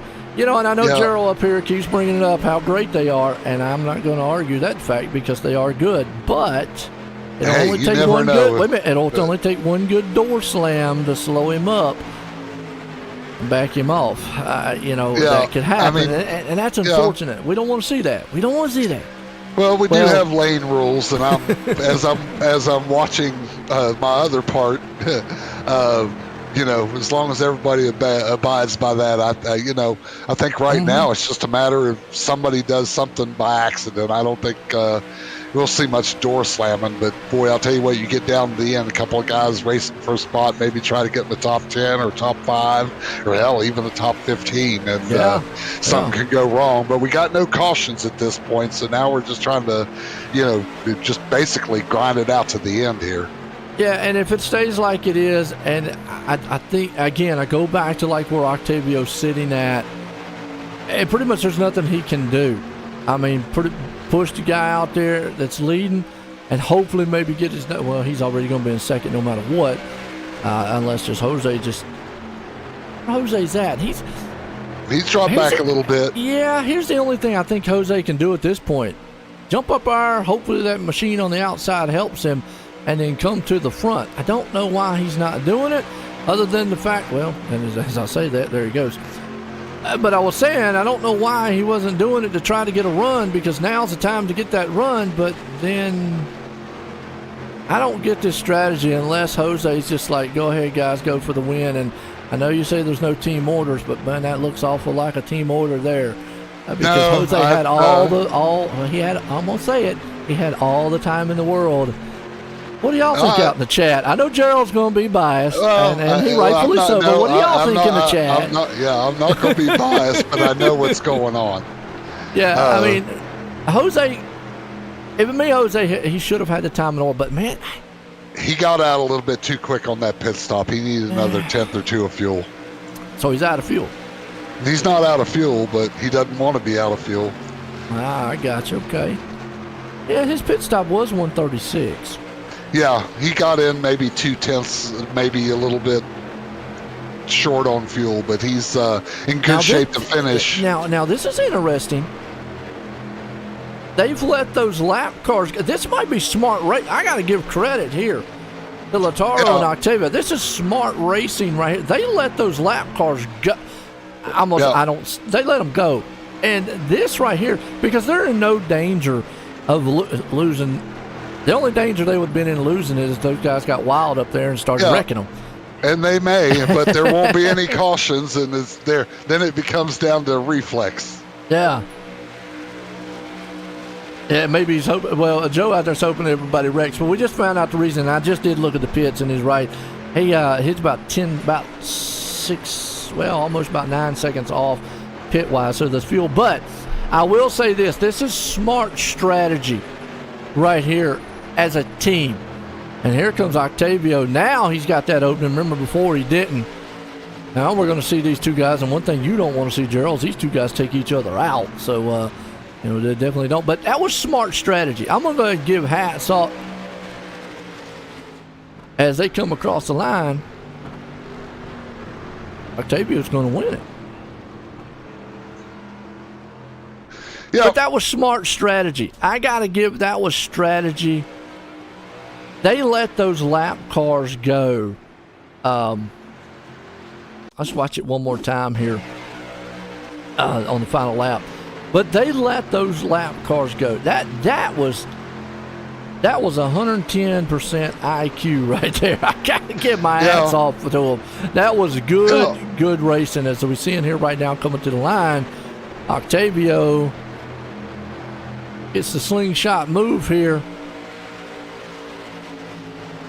You see Lautaro tried, and Octavio got him by half there. We just went and watched it one more time. So, hey, what I said before, you didn't have to pass him. You just got to get that nose out front, and Octavio did at the final time here. Man, I don't know what more to say. That was thriller. It was crazy, and it was wild. I'll tell you what, great to see that number 4891. Jose, obviously, fuel got to him, but he still finished in the top 5, man. I'll tell you what, it's a hell of a night for Flaming Karma Racing. Absolutely, man. Right now, well, let's see if we can't get a couple of these guys up here. Get a word in. I hope everybody enjoyed that, man, because it's kind of the thing. And, yeah, unfortunately, Jose fell back to it looks like 5th place, but, hey, nonetheless, good showing tonight for him. I'll tell you what, yeah, great night for him. Great night for everybody. Trying to find all the gentlemen here.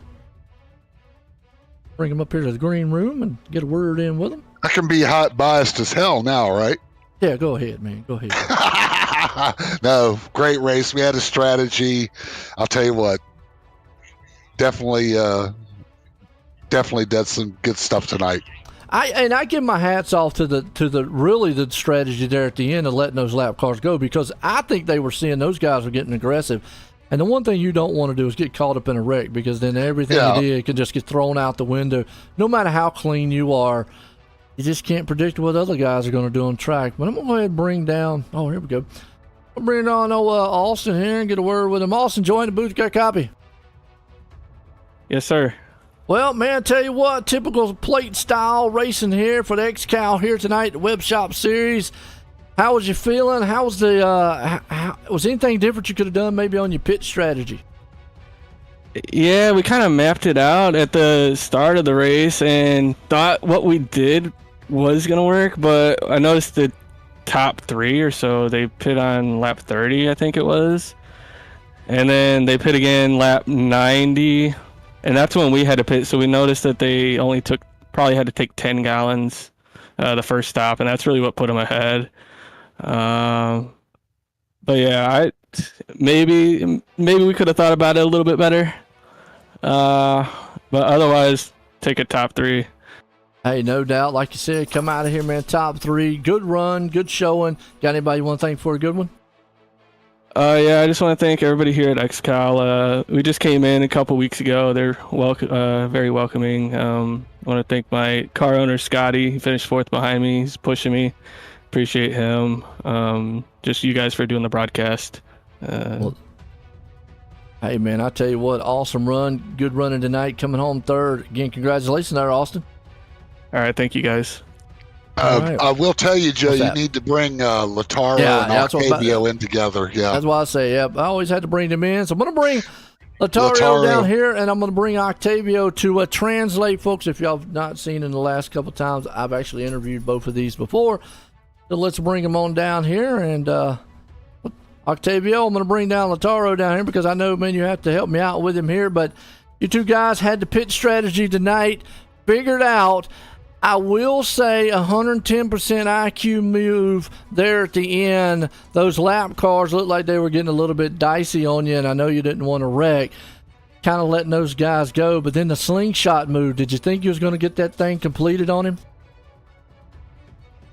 Hi Joe, I'll translate it to him. Bueno, le hicimos un slingshot a toda la parrilla habiendo parado antes.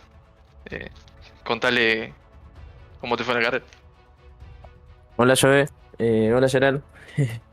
Nada, tremenda estrategia, la verdad, excelente carrera. Una lástima que José le faltó combustible, pero era un 1-2-3 tremendo laburo, todas las 140 vueltas a fondo, al límite, tremendo, la verdad, muy contento con la carrera.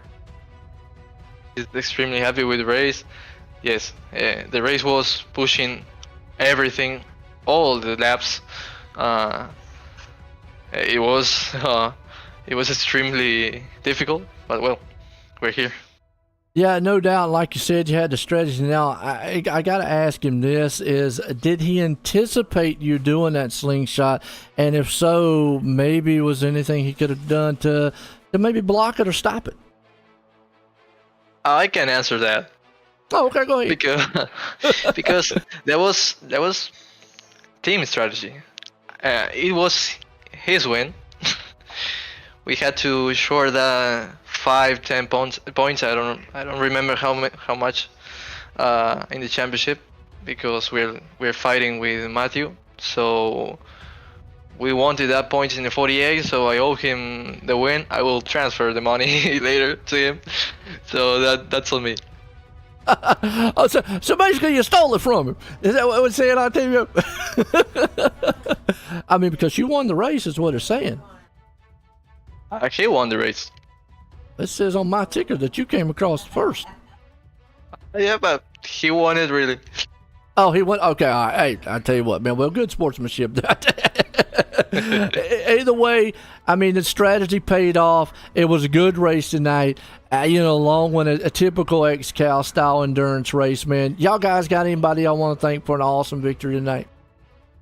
Oh, at first, Jerry, Flaming Karma Racing, Flaming Karma Paint Shop, all the sponsors of the league. You guys for everything. XCAL, and I want to let him say thanks to Lautaro. Le da la gracia a Lauti. Great race, you guys. Darle las gracias a Gerald y gracias a vos, tremenda carrera. Excelente carrera. Darle las gracias a José también, a todo el equipo Flaming Karma que estuvieron tremendos todos. Y mandarle saludos a mis viejos que están siempre ahí. Tremenda carrera. Felicidades, Rondo. Tremendous race, he say. Thank you for all the team, you guys, Gerald, Jose, because we owe the race to Jose. Jose pushed all the race with us, and that was a tremendous job for us. And well, I owe him the win, Lautaro too. I have to send him the money later. Hey, no doubt. Well, I tell you what, man, it's always a pleasure to get to talk to y'all. Great race, like you said, man. Good team strategy out there. Again, congratulations on the victory tonight, guys. Thank you so much, Joe. See you next one. All right, there we go. Well, I tell you what, man, always a pleasure to talk. Gerald, I appreciate you being up in the booth, man. It was a thriller here for the XCAL Web Series here at Michigan. Typical, man, strategy as always. Panned out, played out, got a victory. I love it. I'll tell you what, I told you from the beginning, trust the strategy and just hang on. You might get to the end there and be a little short on fuel like Jose was, but I'll tell you what, we all worked together well. And I'll tell you what, it really was. I didn't know about some of these other cars out there on the track, and it kind of actually surprised me. Scott and the 2128 car did a great job tonight, and I know they were working with some other folks, Albie and the Hot Trash team, and tell you what, it was just it was a really fun race to watch and really fun race to call. Absolutely. Well, I'll tell you what, folks, we're going to leave Michigan here for the XCAL Webshop Series. Man, it was a good one here for these guys and for myself and everyone. Have a good night.